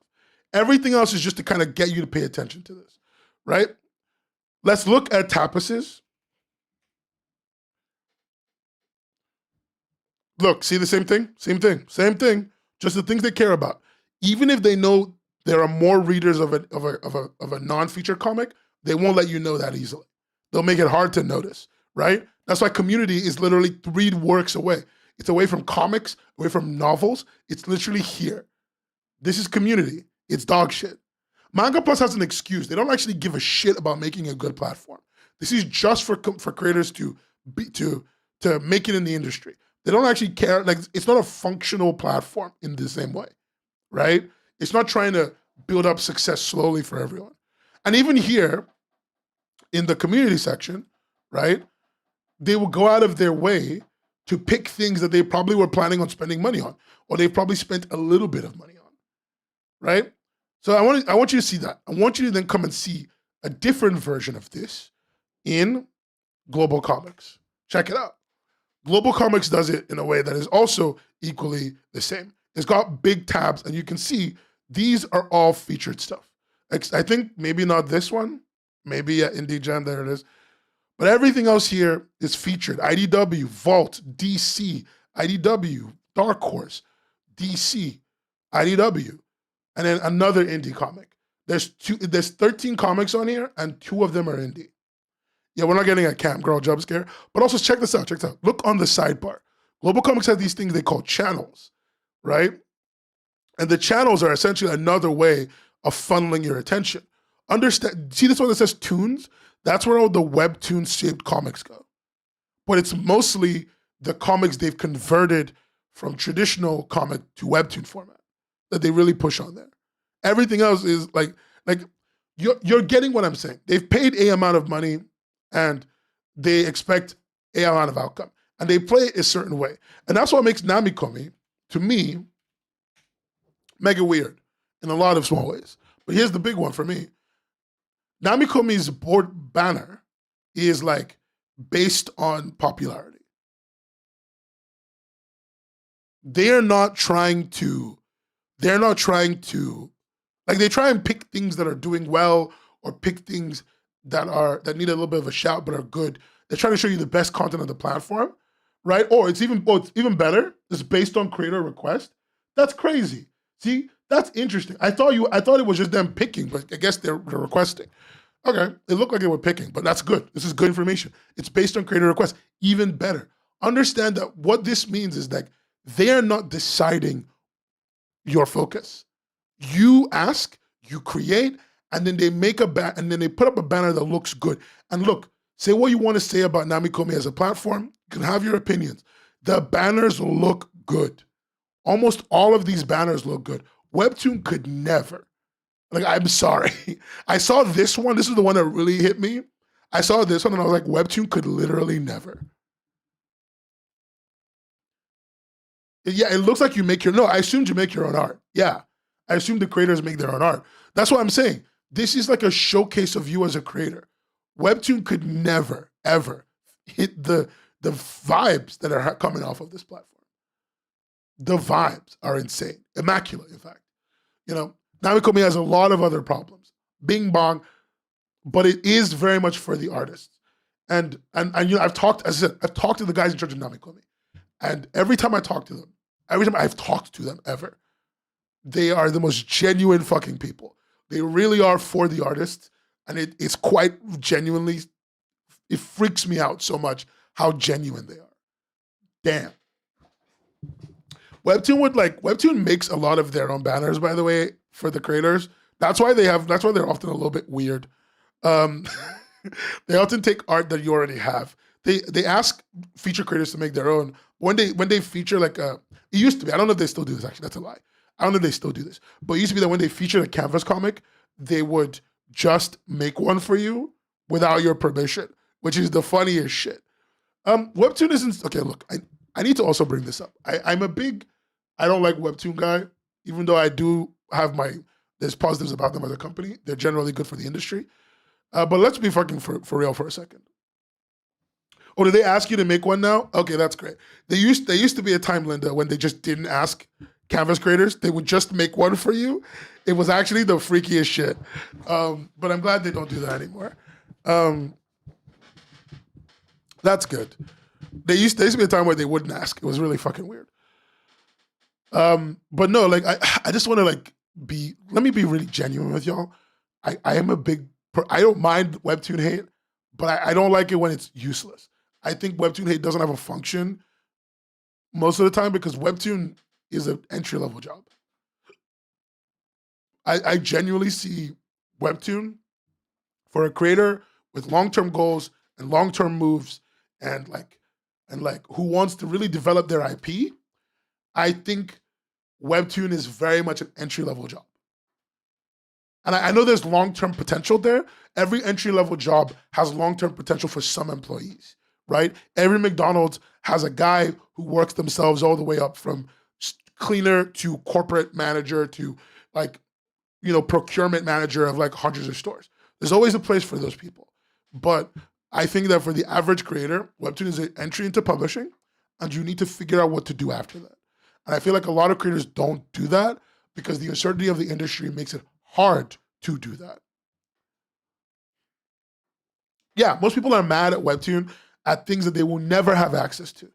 I just think that's a fucking insane way to think. Also, hey, Tomas, what's the next step? I think as a creator, look, you start with Webtoon, you get a book. If Webtoon doesn't do the book for you, you leverage your audience and you get yourself a book. What I personally would be doing if this was my full-time job is after signing my contract and Webtoon and I finish my comic, I finish my comic and Webtoon doesn't make a book for me in the first year after my comic is out, I would be asking them for my rights back to print my own book. They don't have to give it to you, right? By the way, because they already signed it away. But there's never a harm in asking because they have shown in other conversations I've seen that Webtoon is willing to compromise when they don't see economic value in you the way you see in yourself. So I would genuinely ask them for my rights back. They are not monsters. And then I would figure out how to get my printing going. I would at the very least try and get a good print run, done over Kickstarter or something, because that's going to make you a decent amount of revenue that could maybe keep you for half a year to a year while you work on a new IP, because now you've worked with Webtoon, you can try shopping around other publishers. Before you leave Webtoon, you collect all the contacts of editors that you like, and as you're working in Webtoon and you're meeting other creators who work for Tapas or anything else, you collect all the contacts of publishers over there. I don't think creators should feel bad about sharing publisher info with the right people. So, and I think if you're the right people and you know people well enough, they will share editor information with you. So not always, obviously, but it's not a bad. No, people aren't going to tell you no if they like you that much. And so I think from there, your next thing is trying to figure out what a shop for the next create publishing outfit that is trying to develop your shit. Should you try bring Webtoon in a year? I mean, if you're published, if you're like a featured Webtoon creator, Webtoon is if Webtoon sees value in your comic, they would probably try and print it within the first year, because like that's the year after your completion. By the way, the first year after you're completed. Understand me, right? Assuming it's a short series. If they don't do it in that first year, they probably don't see a lot of value in it. And I don't see the harm in asking for your rights to print back so you can go make the printing. They won't be a dick to you. Like they'll just say yes or no. There's no harm in asking questions. Worst case scenario, you get a straight up no. Best case scenario, they're like, yeah, we're not going to use it. Why not? And they let you, like they weren't going to work with you deeper anyway. They let you go or not. Like it's not a big deal. You signed them away. Asking them back is not some kind of deep thing. But if you don't get those rights back, either way, you should be spending the next year after completion working and shopping on things that you want to sell. And I think that if you're a creator as a job, to some extent, you're creating for you and for your soul and for your joy. To some extent, you're creating to make a product. And so when you're shopping around IP, I wouldn't shop around IP just based on the vibes. I would be looking into the market. I would be looking into the community. I would be looking into what's selling. And I would be trying to see if I can find a market that people are really going to, that I can make an IP for, that my art is suited for. Like a great example is this. Linda's art is really suited to, I don't know if she's gonna agree with me, but I think it's really suited to lesbian romance. Like every time I see Linda's art, I genuinely, no joke, deeply think of a lesbian romance, like just in my heart, in my brain, in my heart, in my body, in my soul, right? And so, if I was Linda coming off of a publishing with Webtoon and I was just finishing, and Linda's a more story creator than us, she's got more going for her, so understand that. But if I was that person, maybe I would go, oh, I've seen that there's a lot of villainess comics popular. I don't know what's popular right now, I'm not looking. But look around. Is it villainess is popular? Is it GL that's popular? Is it is it a fantasy story that's popular? And like figure out if you can make a fantasy version with a few tropes here and there to fit. Again, this is your job, right? And as much as there's making stuff for your heart, there's making shit for the consumer, right? And you gotta balance that shit. If this is not your job, then whatever. But you know what I'm saying. Childcare is popular. Yeah, making comics about babysitting a child, meeting another lesbian mom. Call it, I met my wife at the daycare, crazy title, very clickbaity, right? And then the story is actually how she met her wife as a daycare worker, and like they fall in love and they have kids, like that's how I would run the game, right? Because again, this is creation as a job. If you don't want to admit that comics are a job, I think you're stupid. If you're doing this for fun, that's you. If you're doing this to sell your dreams, that's you. That's you. You need to get a second job so you can sell your dreams. I respect you. I love you. I wish for your success. I truly, truly, truly do. But if you're doing this as a way to earn money and make a living, and you want to do this full-time forever, there's an amount of this you do that you love, and there's an amount of this you do that is for the consumer. And you need to be okay with that. It is a job, right? And I'm going to just go back to the questions because I'm skipping stuff. And that's how I would go personally. None of this is like some kind of deep guaranteed advice, but my personal would be leave. Webtoon doesn't make anything for me with my IP in a year. Okay, cool. I'm going to try figuring out how to maybe if I can get my print rights back. While that's happening, I'm shopping around, looking for what people are looking for and trying to make IP that really taps at the brain of the current agents and the current, publishers around me. Because it's a job, and also trying to make sure I enjoy that part. And as Linda said, it's lucrative to have you publish as soon as you can Because if you are greenlit for season 2, people who read the comic are more likely to buy your comic as it's continuing. Exactly. Like getting getting your book printed soon as possible, as soon as seasons are over or whatever, is the most profitable route. Because you want to get them while they're still interested in you. And a year is a very long amount of time. People often lose interest in a year. So again, if nothing is happening in a year, you want to start talking about what can I do to make things happen. That's like, this is about controlling your future. And then, another extent to the algorithmic question. Why not a related feed on comic pages that would be similar to the current comic they're reading, like on YouTube? Again, YouTube makes money no matter who makes revenue, because YouTube has pretty much stopped paying for content, right? Like they pay ad revenue, but they don't pay directly for content, do they? Right? And when they did, they only paid people who were already doing well algorithmically. You see what I mean? So again, there is no guaranteed value to them. They get more value pushing their content. This is what makes Namikomi very different, because they get value pushing algorithmic content, right? Like that's an important thing to bring up. And then, like you need to be like comics is like, as someone who does comics as part of my job, this YouTube thing makes me a little bit of money. Mostly it's money for my projects. I want to be upfront with y'all. It doesn't make me any real money. I basically make a loss every year doing webcomic stuff, Webcomics Hub stuff.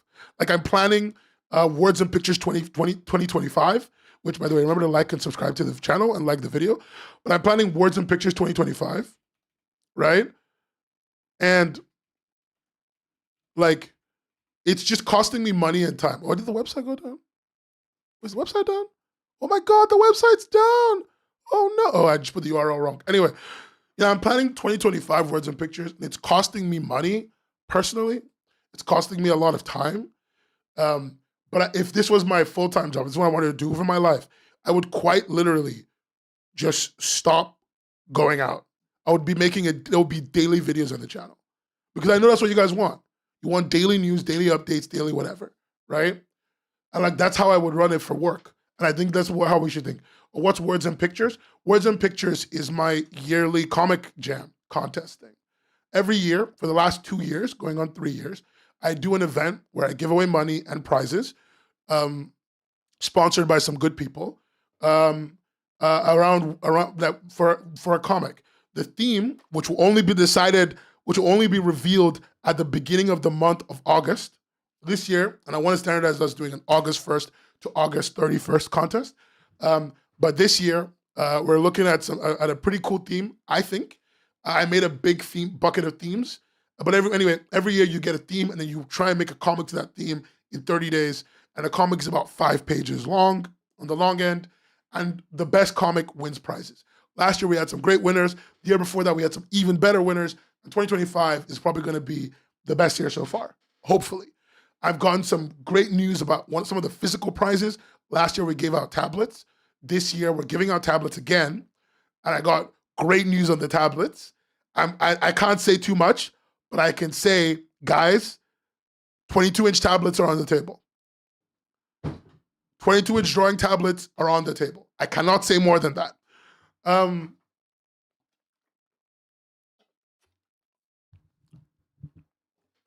The money, I don't know how much money I can get, though. Getting money is going to be hard. Because I try to give a cash prize to you. Getting money is going to be hard. But yeah. I'm going to see what else I can get. I'm going to see who else I can speak to. If you know a studio or a company that would love to work with me, if it works in the art industry or whatever, let me know. I'm happy to talk to them. I've DM'd some publishers. I emailed Top Cow. I don't even think they've seen my email. Because I know Top Cow is way too busy. But I emailed Top Cow. I emailed Boom. I emailed Rebellion, who owns 28, fuck, what's their name again? 2000 AD. And like, I'm working on that. But Reskeet release. Thank you so much, Ika. But I'm just, it's a comic jam I do I think is important. But the point I'm just getting at is like, this is something I do as part of my thing.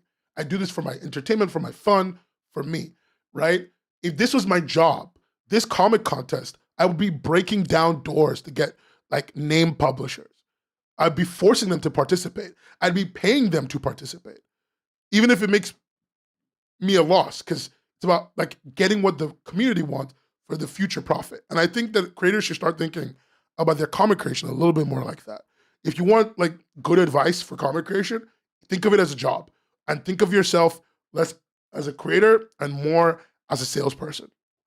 You're trying to sell stuff, and the stuff you sell can keep you paid and happy for months. Try and sell comics that require the least amount of your effort for the most amount of output, that you can work on multiple things at once, that you can have multiple outputs of payment. You need to do that. You need to do that because like writers don't work on one book. Writers work on like 6 books a year or whatever. Like they work on like 6, 7 books a year. They ghost write, they ghost make. You should be ghost drawing for some dickhead you don't even like, but he pays good. Like you should be doing that, right?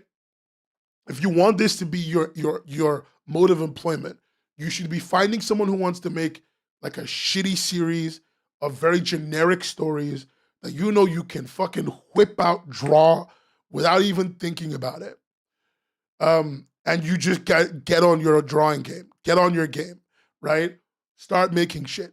Advertise, like drawing for them without even paying attention to them. One of my favorite things I ever saw was Control-Alt-Delete used to use cutout shapes for the comic. And I just keep thinking, if I could convince an idiot to pay me to use cutout shapes for my comic, I would be making 100 chapters a day. The fuck? What do you mean? A lot of creators, not just indie creators, also fail at advertising. That's a big one. They fail at advertising. They just don't even talk about what they're doing. People are like, oh, but when I tweet, no one sees it. Yeah, no one sees it because you don't fucking tweet, dickhead. You don't do anything with your content. Like you can build an entire audience just live streaming yourself drawing. One of the things I tell my friend I have a buddy who's living with me, right? And I told him once a year, make traditional art. Make traditional art. Every couple of months, make a stupid post about something. Draw something that doesn't interest you, but that makes people happy. Art is like one of the worst things about artists who try to make this a job is that they're very selfish. They're very selfish. I want you to understand where I'm coming from. We make art for ourselves. I make my videos for myself. All my streams are for me. And one of the things that has brought me increased success is doing things that aren't for me, right? So let me talk about the drawing stream. If you've been following me a little recently, you know that I've been doing a drawing stream series. In fact, let me see if I can open it. I've been doing a series of drawing streams where I get on and I'm trying to make a comic in a year, and it's a whole thing. It's all about spite. But the drawing stream series I'm doing, right? Like this is the stream. Go watch it, by the way. My friend Error, Salty Crypto was on there. They were a fantastic teacher. They made character design easy. It was great. And you can go watch this too. I wrote the comic, and go watch this. I started drafting the comic. Anyway, in this series, I want you guys to remember, I hate drawing. I truly, truly hate drawing. People think it's a joke when I say it. I despise drawing. And I only ever enjoyed drawing when I did that character design stream with my friend, because my friend was there and they talked me down and they talked me through it and they kept me from losing my mind. And you should definitely watch that one. It was very funny. But, I truly hate drawing. But I do it for you because you're all artists. And a lot of my audience is artists. And I'm trying to communicate with you in the way that you guys understand. And I wanted you guys to have me experience your lives, because it's very much a cathartic thing to watch an irregular artist work as an artist, because you get to see all your difficulty and I'm very honest. I don't do the thing of, oh, I could fix it. That stream, everyone could hear me be like, I'm gonna kill myself. I literally drew one line wrong and I was like, I'm gonna die. We all feel like that, but I didn't do it for me. I get no joy from making that content. It doesn't really make me happy. It makes you happy. That's what I mean by selfless content. We're very selfish. We make content for us. We make things for ourselves. But when you want to have success in the industry, You need to be willing to be like, I'm gonna make fan art, not because I like it, but because it makes other people happy. I know my audience loves GL. I know that they love my GL. They probably read the most popular GL. I'll do fan art of that GL. You're giving back to your community that supports you, and in return, they give you attention. It's a game. It's a game. I don't think it's a game everyone likes playing. I understand why you don't want to play it, but it's a game. And if you can't draw the adult content they want, draw like borderline what they want. Like if your audience wants feet, draw someone getting like a foot scrub, but they're obscured by the bubbles. People would be like, "You're a tease," and they'll laugh at you. I don't know. I'm not saying everything is gonna work. I'm just saying doing it is the first step to finding what will work, right? It's an important part of the process of what will work.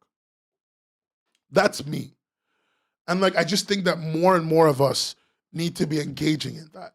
And it's one of the reasons I want to do a comic company. One of the reasons I want to own a comic company, because I don't want to I want to help everyone make more money in the best way I know how, by just doing all the work that they fucking suck at doing. and maintaining my role and then collecting a premium off them to do all their work and allow them to succeed. And not even much. I'm looking like I've been doing the numbers. But yeah, that's the whole premise. Well, the thing is, that's a great point, Eric. You're right. It depends on who the audience is and whether they know what they're talking about. Lots of audiences don't really know what they want, and they don't really know where they want things to go. They just know they want this idea. They want to feel a certain way, right? I assume that's what you're getting at, Eric. Let me know if I'm right. And so, as a creative and as a business person, part of your job is figuring out how to channel that. So it's a game you're playing. I don't deny that it's a game you're playing, but it is important to play the game nonetheless. Because Eric, I think where you're coming from might be that people are playing the game. The audiences may not exactly know where they're going. But the thing is, a lot of our people aren't playing the game at all. And like, they're just losing by default. You know, like they're just constantly losing by default. I speak to artists. One of the best artists I've ever known, who's not only an amazing artist, he is a classically trained university graduate artist from one of the best art universities in the world, right? He's a fucking moron with marketing. I don't know. Someone I went to school with, when he pitched his graphic novel to an editor of a big name creator, her feedback on changing the art was really stupid to resemble more popular best-selling comics. No, you're totally right, Eric. Sometimes we get shit feedback. Sometimes the audience is dumb as fuck. But her point may make some sense. Her point was probably, and this is me being very charitable, to be clear, but what I would get from that is you need to be, they're saying that her art is so unique or so different from expectation. Sorry. My fire alarm is going off.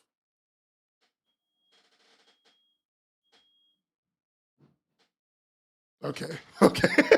Sorry. My housemates just triggered the fire alarm. Stop burning toast! Anyway. Sorry. But no, like what I would take from that is your art is so unique or so out of left field or so unusual that it might actually throw off the current comic audience that we think you would reach. The stream is on fire. Yeah. But let's think about it, right? Let me show you an example of what I'm talking about. So my favorite example to bring up, and sorry, Linda, I'm going to bring you up. My favorite example to bring up is Lore Olympus and Ponderworld, because those two always come to mind for me for this. So Ponderworld, made by our own very Linda. We love Linda. Ponderworld is on paper identical, like very much on paper, okay? On paper to the average person who doesn't think, is identical to a lot of other stories. So is Lore Olympus. The idea of Greek romance comic is not particularly a unique concept, right? And so there may be an expectation by the people who read those comics of a certain art style, right?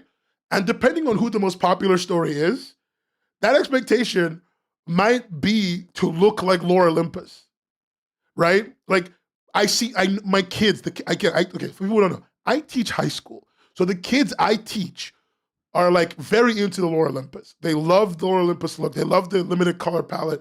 I love limited color palette, so I'm a sucker for that shit, right? And so it might be that they're saying, hey, you need to make your art look a little bit more modern. Modern might mean limited color palette. It might mean using color blocking, simplistic background foreground separation. Basically, shifting your work away from your more complex, more in-depth style because readers are not responding to that, right? Or like Billy Blanks brings up, you know, it's a situation of shifting your art style from looking too old because manga has gone through so many phases that like you can actually look at something and be like, that looks 80s manga. And like when I'm bringing up Underworld is because Underworld is very, very modern. It's very modern because one of the things Underworld does that a lot of comics don't do is this effect here, which I wanted to bring up a while ago. The idea of just using a basic fucking blur to focus background foreground separation. So many comics don't do it. So many comics do not use the basic blur. They don't use the like blank backgrounds, especially in the graphic novel market. They're all trying to draw detailed backgrounds everywhere they fucking can, right? And one of the things that makes Underworld come off as modern to me are these moves and these choices and these effects. It's a very modern style. So these comics, Underworld and Lore Olympus, are very modern. But because Lore Olympus is more popular, it might be seen by the current market as the modern style. And if that's the modern style and you come in with some kind of out of left field thing, I'm presuming that the editor is basically saying you need to adapt yourself to more to what is considered colloquially the modern style. I don't think they're calling your work bad or their friends' work bad. I think they're just trying to like direct people a certain way.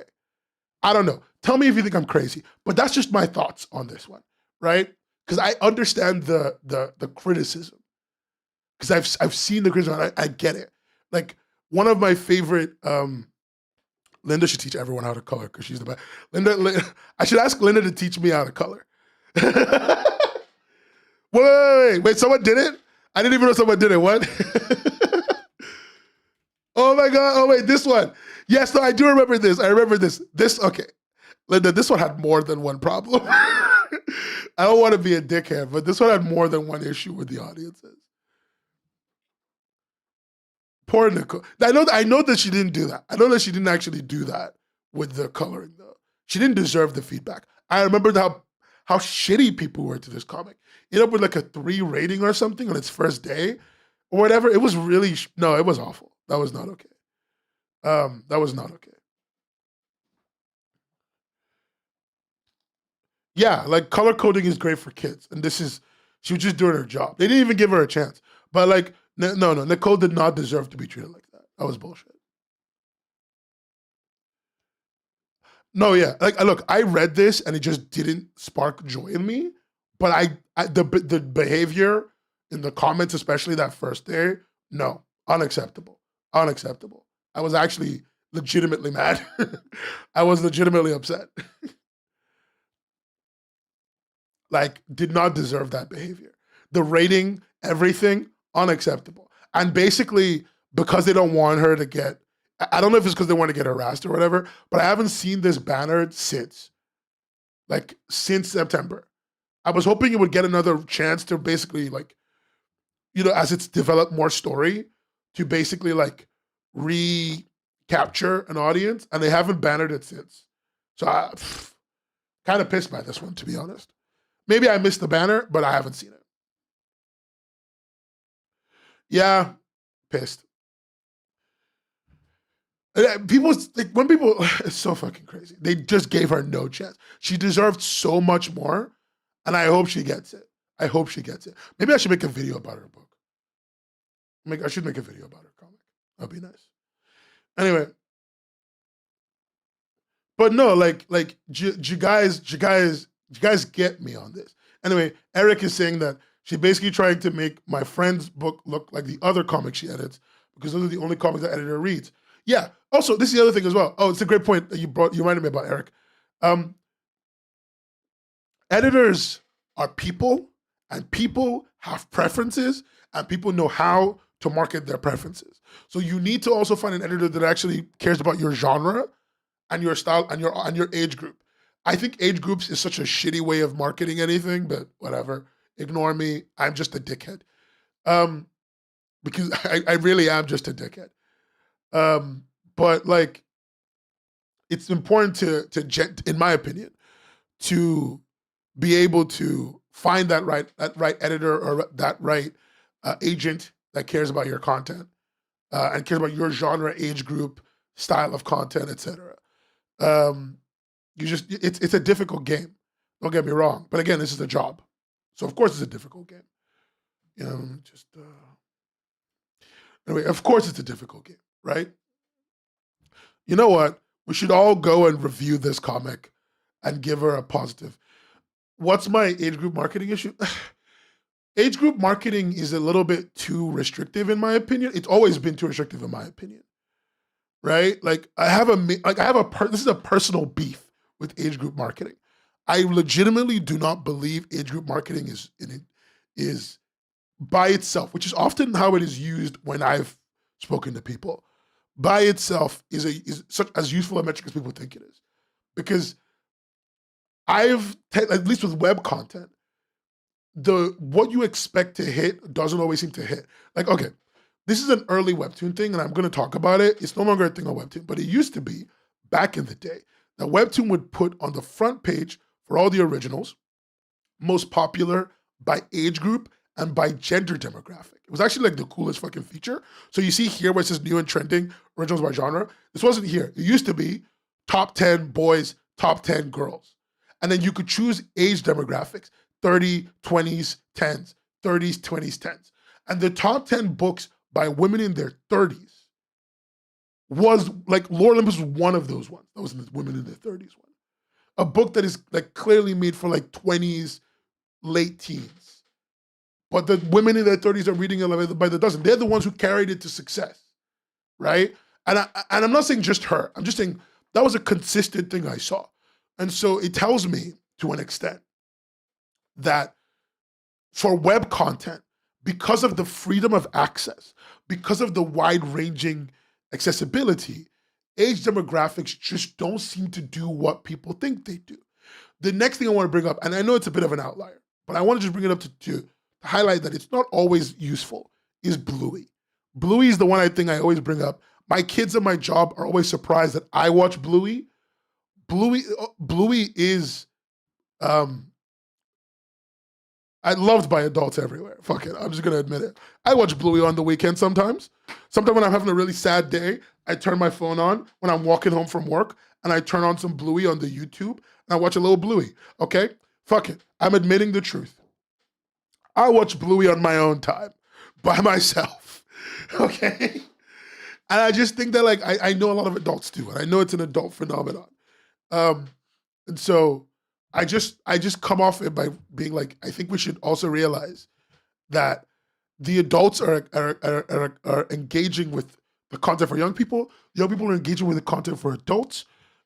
We need to have a more holistic marketing practice that speaks less to the age demographic and more to the fan base.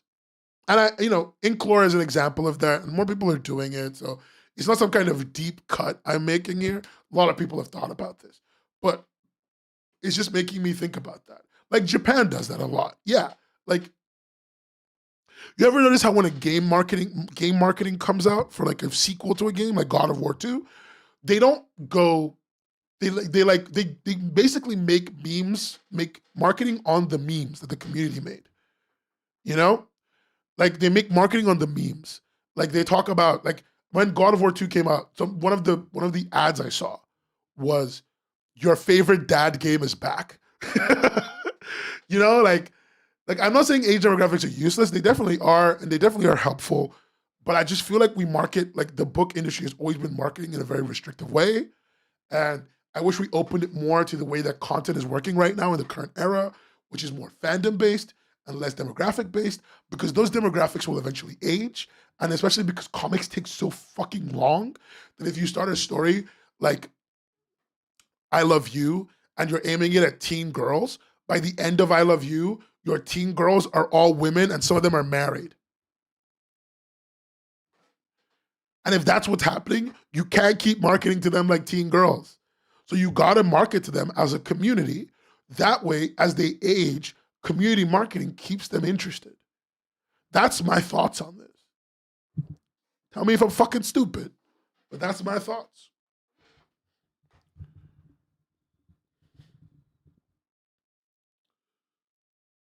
The I love you reader in the chat, me. The only I love you reader in the chat. Like, I just think that that's a more holistic practice of marketing, and we don't do that as much. Like, the publishing industry is staffed by people with very rigid perceptions of the world. But yeah. Harry Potter did do this successfully. No, you're so right, Quanto. Fuck, Harry Potter did this perfectly. Harry Potter marketed to the older and the younger generations powerfully. And the way they did it was literally by just focusing on the bits that made everyone happy. Like, I remember the Harry Potter and the Goblet of Fire trailer, and it was just like, for the dads, big dragons. For the mums, look, the romance is still going on between Harry and Hermione or whatever. No, Harry and Ginny. And then for the kids, by the way, did you know that there's a new boy? For the teen girls, there's a new boy and he's hot. And then for the teen boys, more dragons, buddy. Also magic. Like, that was good. It was just for the fan base. Yeah, but the thing is, it sees Harry Potter as an outlier because traditional publishing is staffed by dragons. But not even in the cool way, by old dragons. Because Harry Potter did those things because they worked. And I know that it's an outlier, but clearly practices should be adopted to get better results. Like, publishing and baseball are the two things in my life where everyone who seems to make decisions are all fucking old and annoy the shit out of me. And they're not stupid people. So I don't even know why they do this. Like, everyone I talk to in those places will just be like, yeah, but we're not gonna do that, even though it makes sense. And I'm like, why? And they're like, because we've never done that. I'm like, oh, okay. And I just feel like I'm gonna shoot myself in the head. like, forget fucking Harry Potter then. Fine. Harry Potter's an outlier. Fine. Hunger Games an outlier. Fine. Like, what about fucking the entirety of Patrick Rothfuss's career?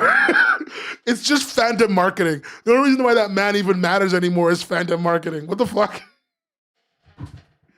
Ah! Sorry, I screamed. I had a senior moment. I screamed.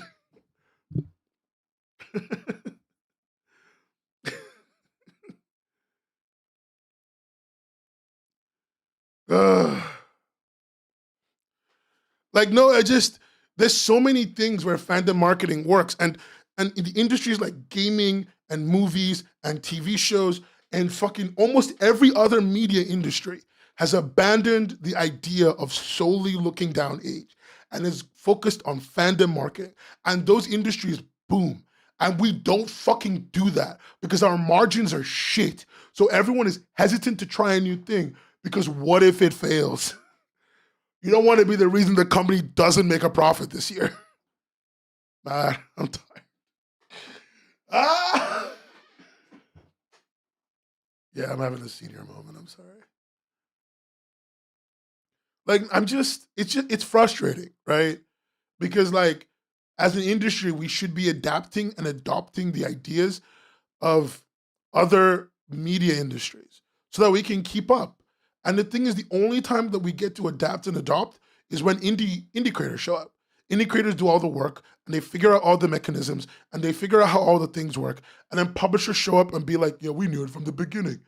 Like, that's what Inklore is to me.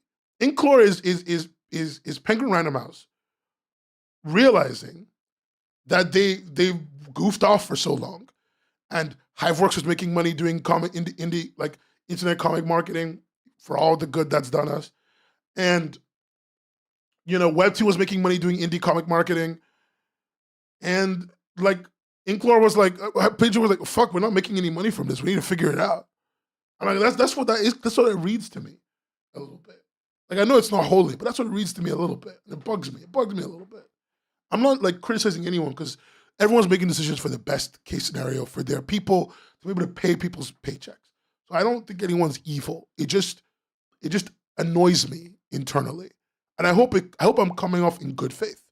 Because I want to be treating them in good faith a little bit. Yeah. Yeah, they do get married in Lore Olympus, man. But they get married after like 1 billion pages or whatever. It's not real married.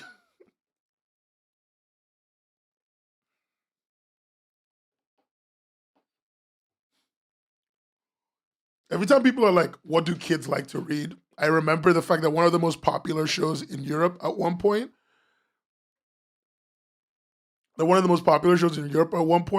was about a man with a really long penis. That was like my favorite show. I watched a little bit of it when I found out about it.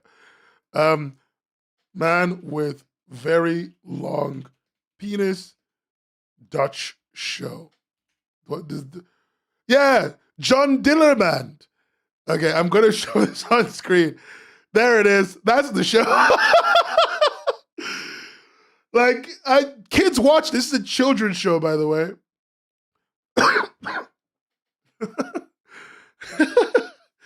This is a children's show. It's fucking crazy good, by the way. It's so good. He does so many cool things. He like uses as a helicopter. It's called John Dillermand, which means John Long Penis. Um, and it's on Danish. No, it's on Dutch. It's Danish. It's on Danish BBC called DR. It's for 4 to 8 year olds, and it's awesome. He can't control his penis, and he like grabs things and it like cooks food and it like sets fire to things. It's crazy. You should watch it. It's pretty cool. Uh, he does rescue operations. It's so nuts, dude. He gains control of his extremely long penis, like Venom. Yeah, like I love it. I love it.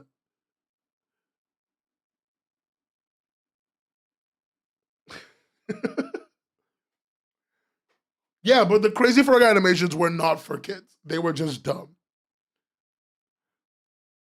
Um, no, like it was crazy. It was a great show. I love the show.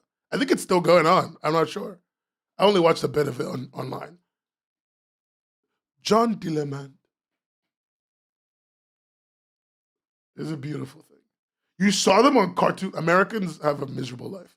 Anyway, no, like I just like this is what I mean by like the fact that it's about like fandom marketing. You wouldn't that show almost makes no sense. I Love You is a little bit baity, but it's good. I Love You is complicated. There's like a chapter where everyone got really upset like 2 or 3 years ago, and it hasn't recovered since. Like it's not doing badly. It never hit the highs. Like you don't understand the highs of I Love You. I Love You came out and it was all people talked about. You know how everyone talked about Laura Olympus for a really long time? I Love You overshadowed the Laura Olympus conversation. It grew insanely fast. It was like the top conversation for a little bit. And then there's this one chapter apparently that happened during one arc that really pissed everyone off. I wasn't reading. I still am not reading it. But everyone I knew who was reading it just like stopped reading it.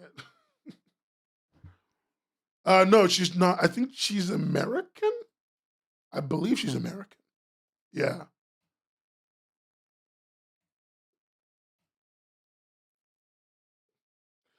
Yeah.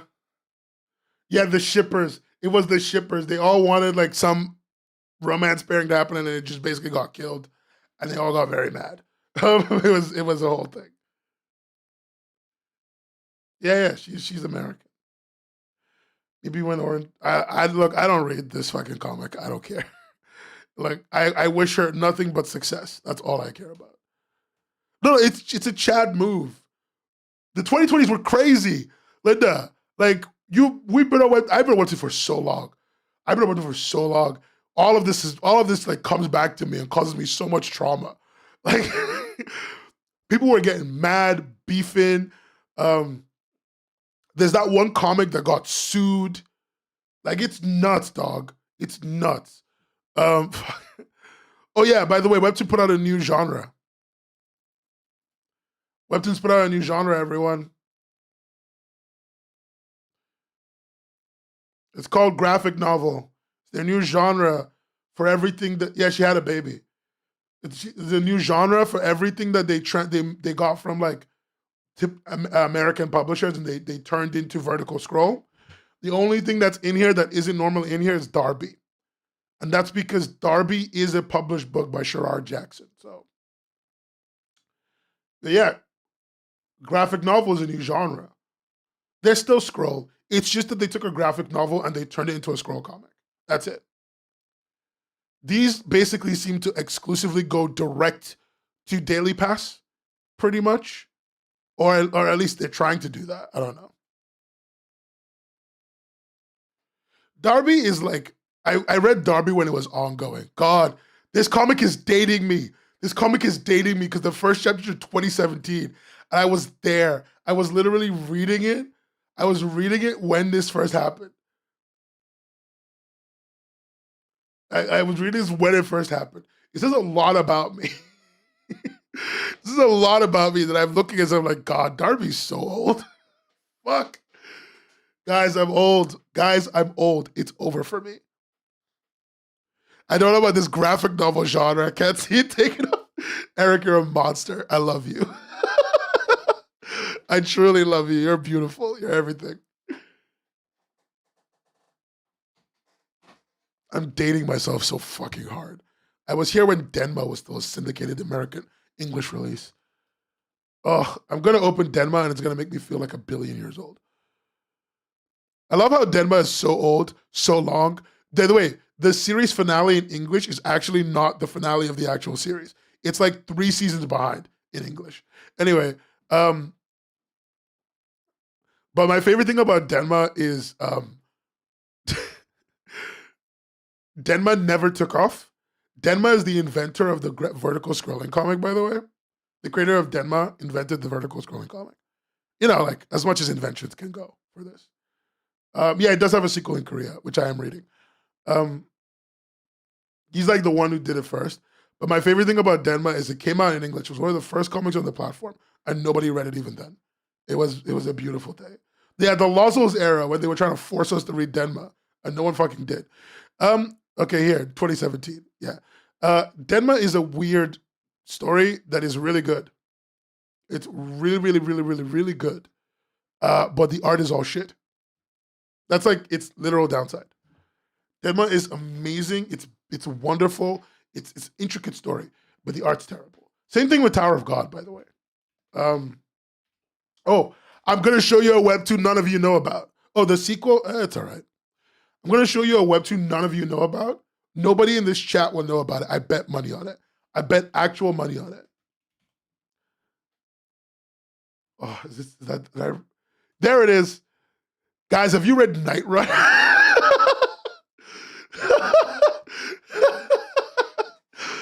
The latest chapter is 2017. It's been translated into more languages than everything else. None of you know Night Run except me. I'm the only reader. It's a 2014 original. Day 1 of Webtoon coming out in the English market fully. I read Night Run from day 1. None of you read Night Run. It's shit, by the way. It's, okay, I'm gonna show you a page of Night Run. I say it's shit, it's good. But just, this is Night Run. You see how there's so much dialogue? There's always so much dialogue in Night Run. Constantly. This is Tower of God syndrome dialogue. Like, there are hundreds of lines, thousands of lines of dialogue. And by the way, Night Run in English is not complete. No, this is old, so it's not formatted in traditional format. That didn't really become a thing for a while. When you get to the newer chapters of Night Run, it's closer to what you expect in the vertical scrolling department. You can see that effect. So, yeah. Oh, by the way, it originally came out, I think it was, does the art improve over time? Yeah, it does. It 100% does. It gets much better. It's still bad, though. It's still very bad. I love Night Run. Night Run's perfect. People who read Tower of God love Night Run. They just haven't read Night Run yet. And it's the same shit. It's the same kind of shit. Oh, I told you, the first vertical scroll was Denma. Dude, it was Denma. Denma did the OG. This first chapter of Denma is like almost, I think by the time we get it, it's almost 10 years old. Like this is 10 years. This is already like 5 to, like it's old. It's older than the actual publishing. But Denma did it first. Denma like fully originated the concept. Or at least the creator of Denma did. I don't know if he did it with Denma, but yeah. Like he was doing it first. He was doing it OG style from the beginning. Mobile friendly. It was cool. I looked into this a while ago. Also, you said I should look at the contest entries. Dog, I've literally avoided looking at the contest entries. How many of them are there? Wait, one second. 1, 2, 3, 4, 5. 1, 2, 3, 4. 20 times 110, 2,000. Guys, I can actually read all the comics. Wait a second. Do I do it again? Do I read 5,000 comics? Wait a second. Last time I did this, I almost got hit by a car because I was reading basically every waking hour. Do I read every Webtoon contest entry? Yeah, but that's going to take me a year, Linda. I could dedicate a month to this. Well, the last time I did, I read 3,000 Webtoons. I could do it again. Yeah. Last time it was only 1. So that's more like 9,000 chapters. Okay. 6,000 to 9,000 chapters. I could do it. Wait, when does this end? Where does the contest end? Hold on, wait. If I start now, I could probably make it. May 15th, June 23rd to July. So everything pretty much ends in July, right? For the additional episodes. So if I just start now, before July, we could read everything. No, because it's 3 months. That's enough time. Before July, I could read everything. Oh, look, guys, I could make a tier list. I could make a 3,000 comic long tier list. It would be the most terrifying tier list in the world. Oh, wait. Guys. Listen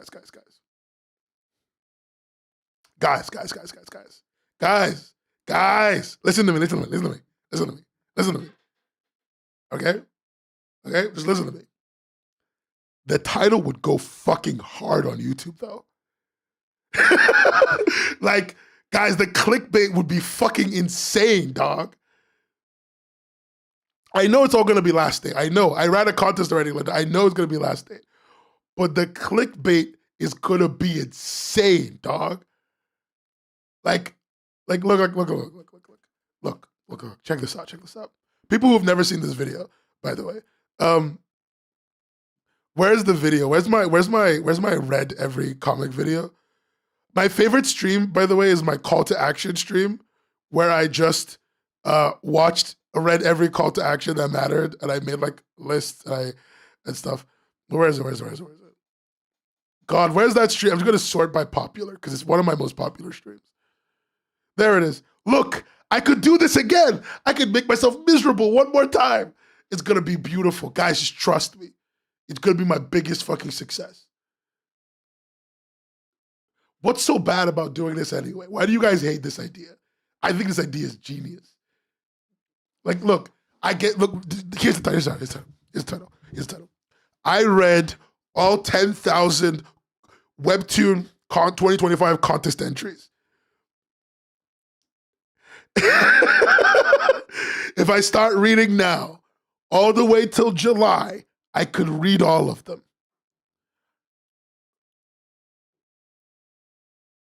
Oh, it will 100% take 5 years off my life.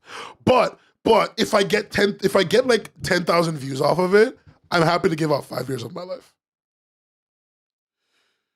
I'm happy to give 5 years of my life for the content, but I need like 10K views off of it. I need like 10K views for it to be worth it.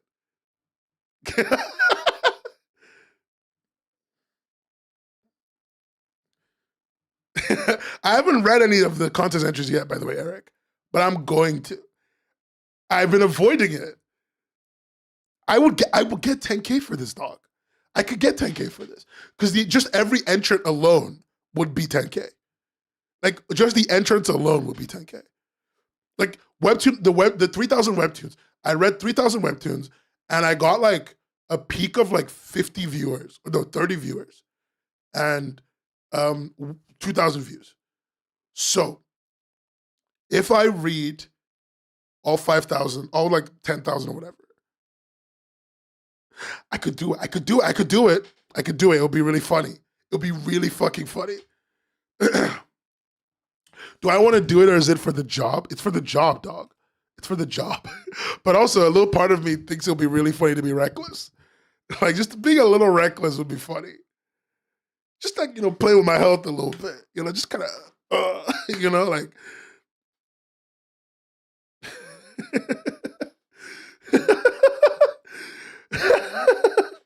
A little part of me thinks this is kind of funny.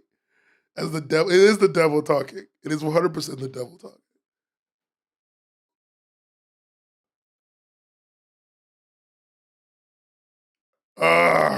But I could.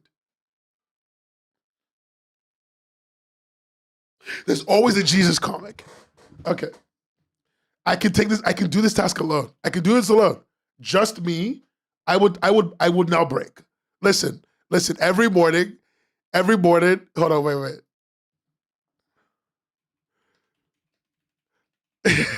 Every morning, I listen to this exact audio on my.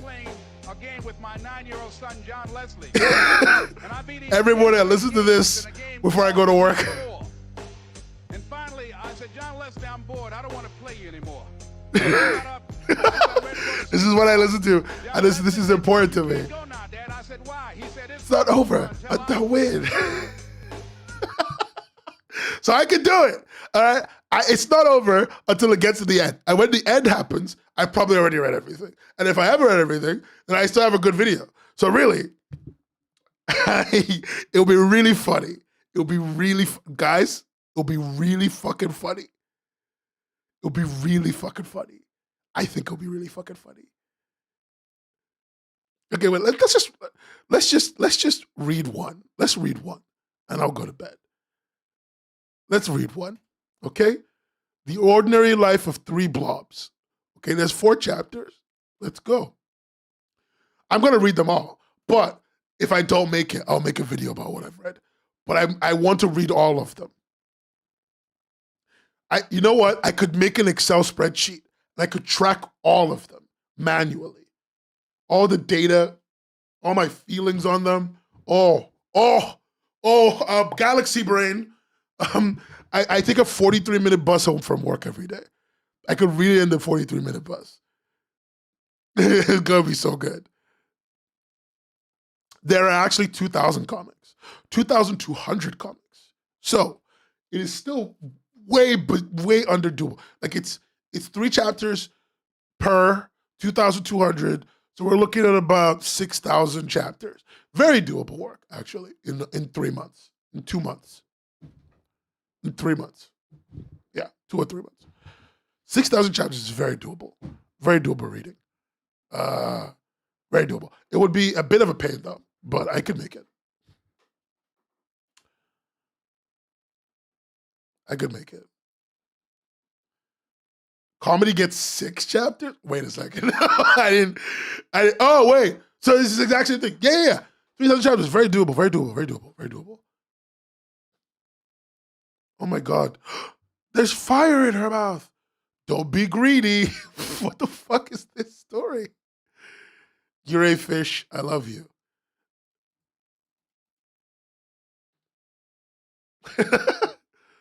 I could split them by category. Oh my God, Billy, you're a genius. I could read them by category. And then I get to like have a ton of opinions per category. Oh my God, Billy. Billy, you're a fucking, you know what, Billy? They should call you a mind goblin, you know? Do you know why they should call you a mind goblin? This is such a sad day. Everyone in chat's like, don't kill yourself. Me, mind goblin, these nuts. So quite honestly, I'll change nothing about who I am. Oh, look, that looks pretty good.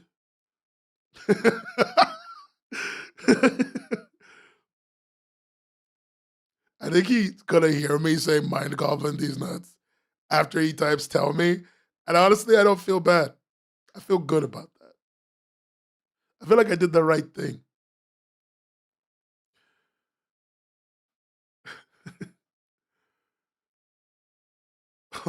This is your friends? Okay, I'm not gonna read it.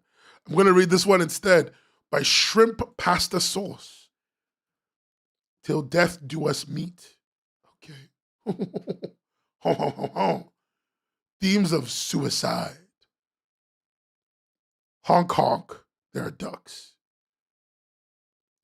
That's terrible typography. Is that a fucking sideways pen? Okay, it's not, thank God. I would have killed you right then and there. Found you. Oh. Oh. Oh. Is that a bit of midriff? Guys, sex. Oh my God, sex. Anyway, I'm like the worst person to read with. I'm just a fucking animal. I saw literally nothing. I went, sex. The brain rot is consuming me.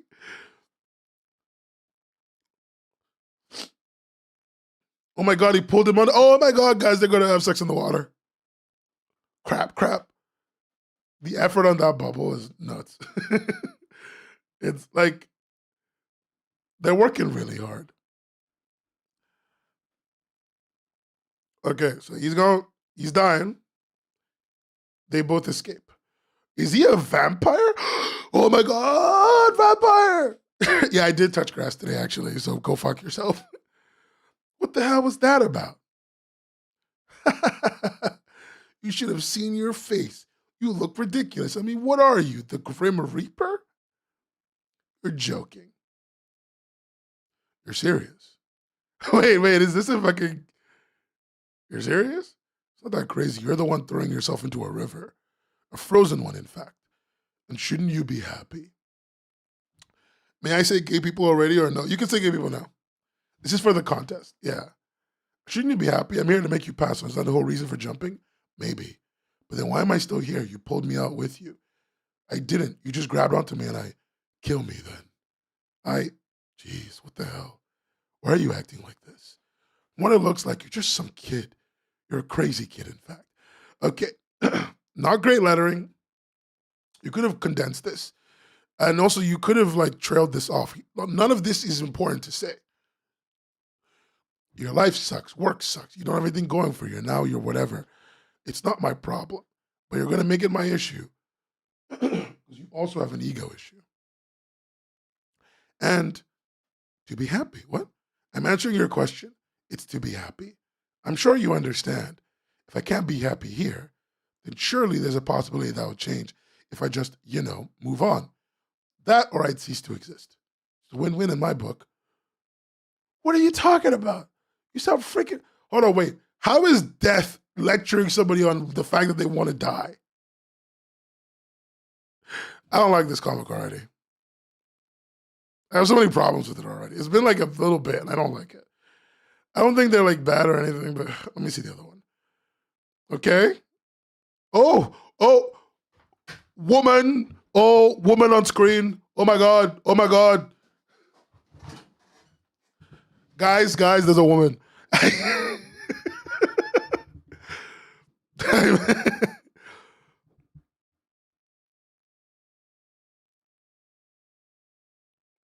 Oh, there's a cat. Guys, there's a cat. More important, there's a cat. There is a cat and there's a woman. We never see this. Grim Reaper doing therapy was too much for me. I quit. I quit that. There's nothing in here. It's a dud. Oh my God, the cat talks. Oh. I should start making stream alerts because of how fucking weird I am. They're telling me she's walking around pussycat since turf, treatless? Wait, Guy, your name is Pussy Catsons? You got some stones on you, girly, but not for long. Whoa. You okay, fan? So this is how it ends for Pussy Catson. I swear you're the only one they try and shake down. But who will feed Frankie? It's fine. They're too cute to stay mad at anyway. Hold on a sec. I had these books wrapped up for a reason. How much did you pay for these? I'm not answering that. These are special editions. Sounds like capitalism. I love him. I love him already. He's perfect. It's just me getting an education. Is that what they call it these days? Is it fairies again? I have, these are mostly textbooks. Ballad of the Fallen King. Nice. I love King Arthur. The world glowed pink colored with glitter. Oh, I was just reading. Okay. No, I skipped the yaoi. The yaoi was boring.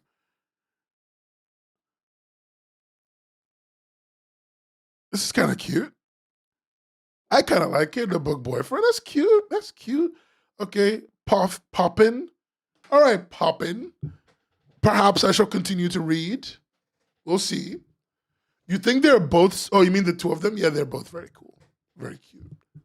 We love to see a healthy couple.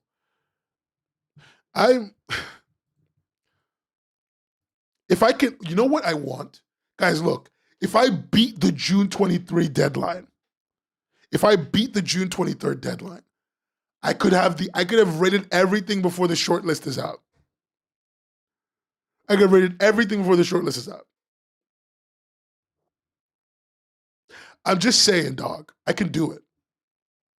I can read everything. $1 million prize pool. $1 million prize pool. I can read everything. If I do it in sections, most epic, most feels, most gripping, grippers. Anyway, if I do it in sections, I think I could get through it all.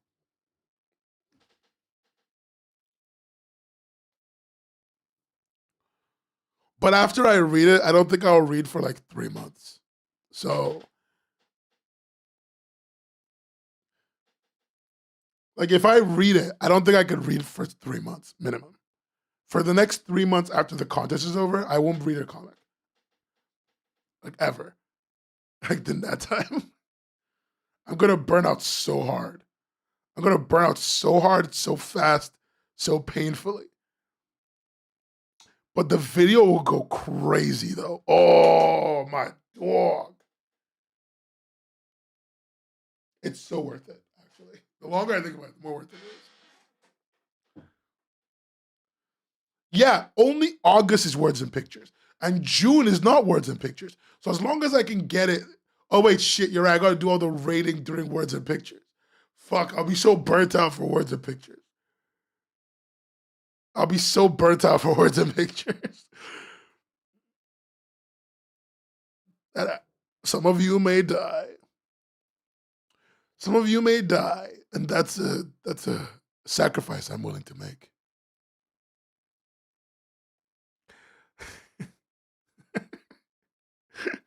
Sam truly hates what I just said. Everything I said. It sounds like only you. Yeah, 100%. Interesting. I'm not seeing anything in the, let's see. What's the most viewed thing? What's the most viewed thing? Wait, what? What the fuck is this? So let's go over the rules again. You take the dice, choose a number, make a bet, and roll it. If your intuition is correct, you get a free audience with a witch. Pretty simple, right? Unlike the old-fashioned way, with the sigils and a bunch of useless steps, a chance at forming a contract with a witch has never been this easy. What happens if my bet is wrong? Well, why don't you check for yourself? This person needs a proofreader. Hey, Covenant once again creator. What's your name? Akikaki. Akikaki, get yourself a fucking proofreader, girly. Get yourself a proofreader. This is the dog shit line. Also, fix your bubbles. Fix your bubbles, girl. I'm praying for you. This is great so far. Fix your typesetting. Get yourself a proofreader on. That's all I gotta say to you. 3. Oh. Oh, he got stabbed through the chair. Oh, is this a sideways panel? Why do you have a sideways panel? You have such a beautiful, a chair stab happens from behind. It's gonna be a beautiful top-down panel. Why did you do this? So breaks immersion so much. I'm so tired of you fucking artists doing this shit to me.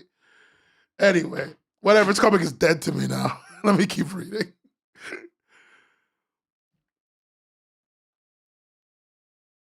Gordon hates it when I'm so pissed off with sideways panel. Oh my God. Oh, she got his head off. Guys, murder. Guys, look, murder. Oh my God.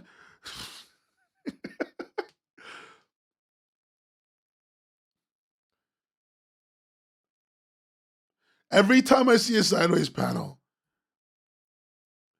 the fact that you've done this, the fact that you might do this would ruin my life. I would actually, so many comics would get downrated just off of that alone. The sideways panel was such a stupid idea. Linda, stop laughing at me. It's such a stupid idea. You didn't need to do this as well. It's a beautiful panel idea. You could have constructed this any way you wanted to.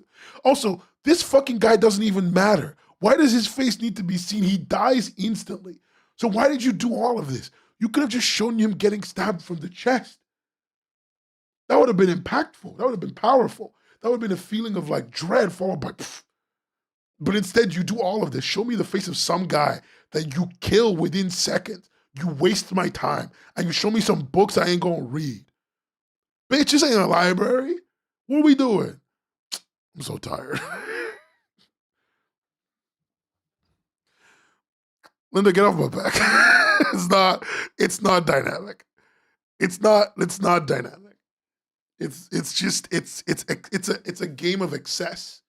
And I get that excess, when you're making a comic, allowing yourself excess is important, but it is excess.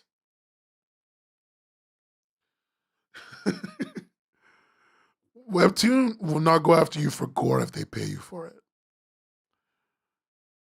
Linda, that's the most psychotic thing you ever said. Do you want me to like stop loving you? Is that what this is about? Is that why you wrote that? You want me to stop loving you?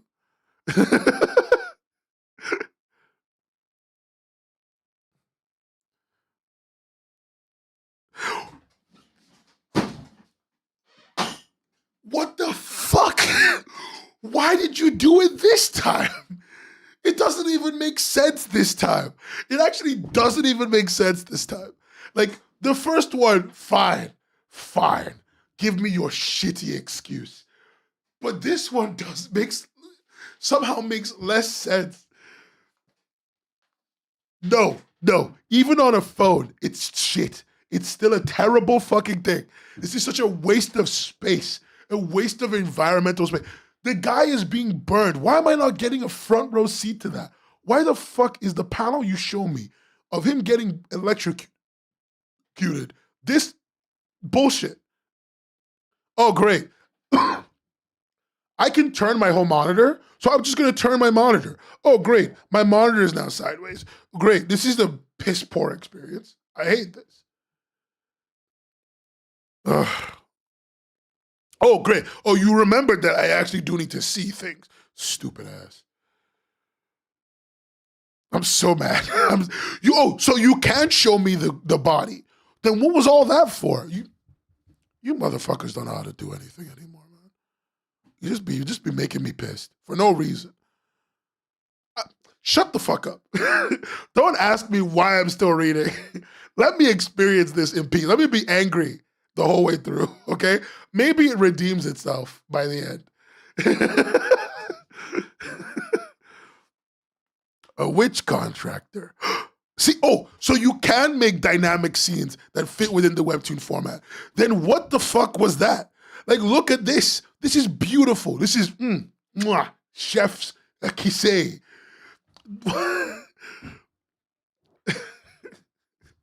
The Grim Reaper one just did not work for me. I'll be taking that. Oh, so you can make interesting panel layouts? Oh, so you're an actual artist? You're really good at this? Then what was that? If the brings the page flip, then like the page flip gave me cancer. Like I now have I have a thyroid infection. Thank you. Fucking, what was the point? Like, look at how good and dynamic and cool as fuck this scene is. With the stab, I mean, a little bit too much waiting time on that, but whatever. But with the stab, with the fucking drop to his knees. So you do understand the cooler shelf effect. You do understand how to use your panels properly. Why did you do all that other shit?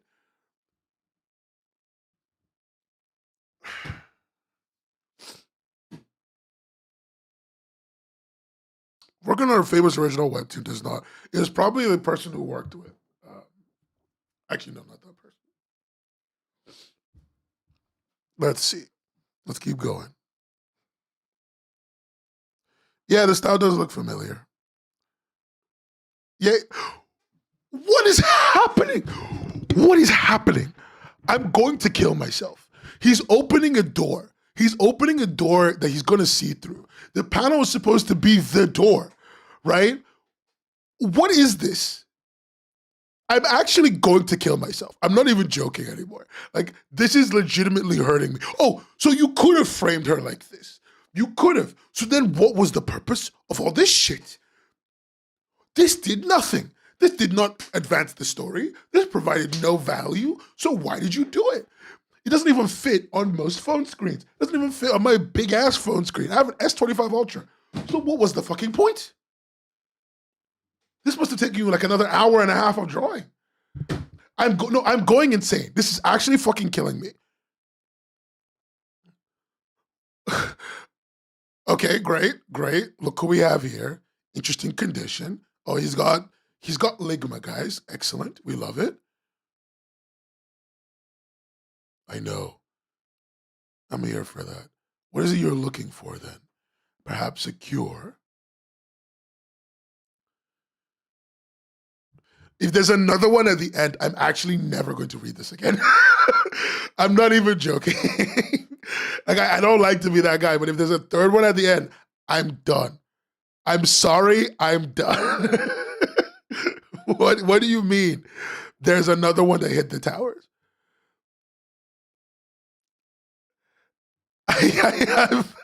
You guys don't understand.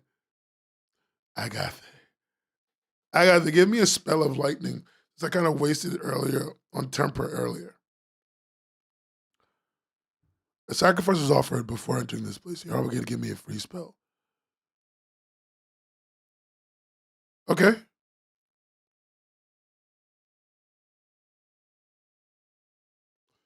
So give him a spell lightning. Spell of lightning. Interesting. The dice. Oh, he wasted it. Yeah, you were being too snarky, dumbass. Anyway, great ending.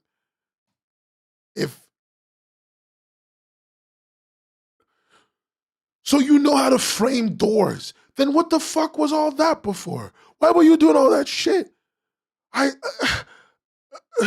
Mr. Noah? Okay.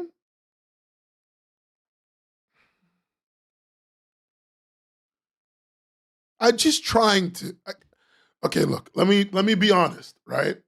This is good. Like, this is good. This is fun. I've enjoyed myself. Great dialogue. They still need better bubbles. Their bubbles are kind of shit. But great dialogue. Overall, I feel invested in this Noah guy. I feel invested in his life.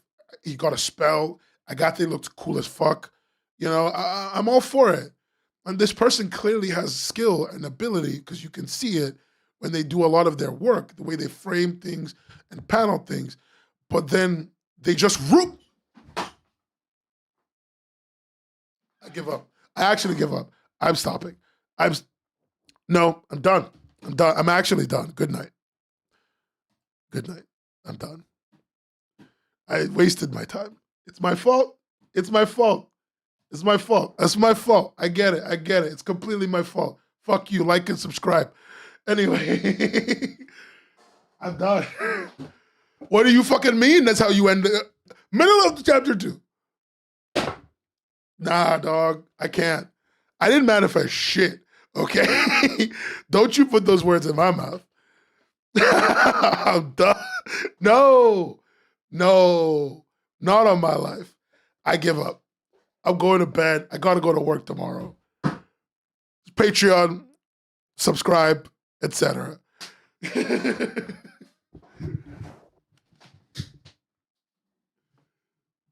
So dumb.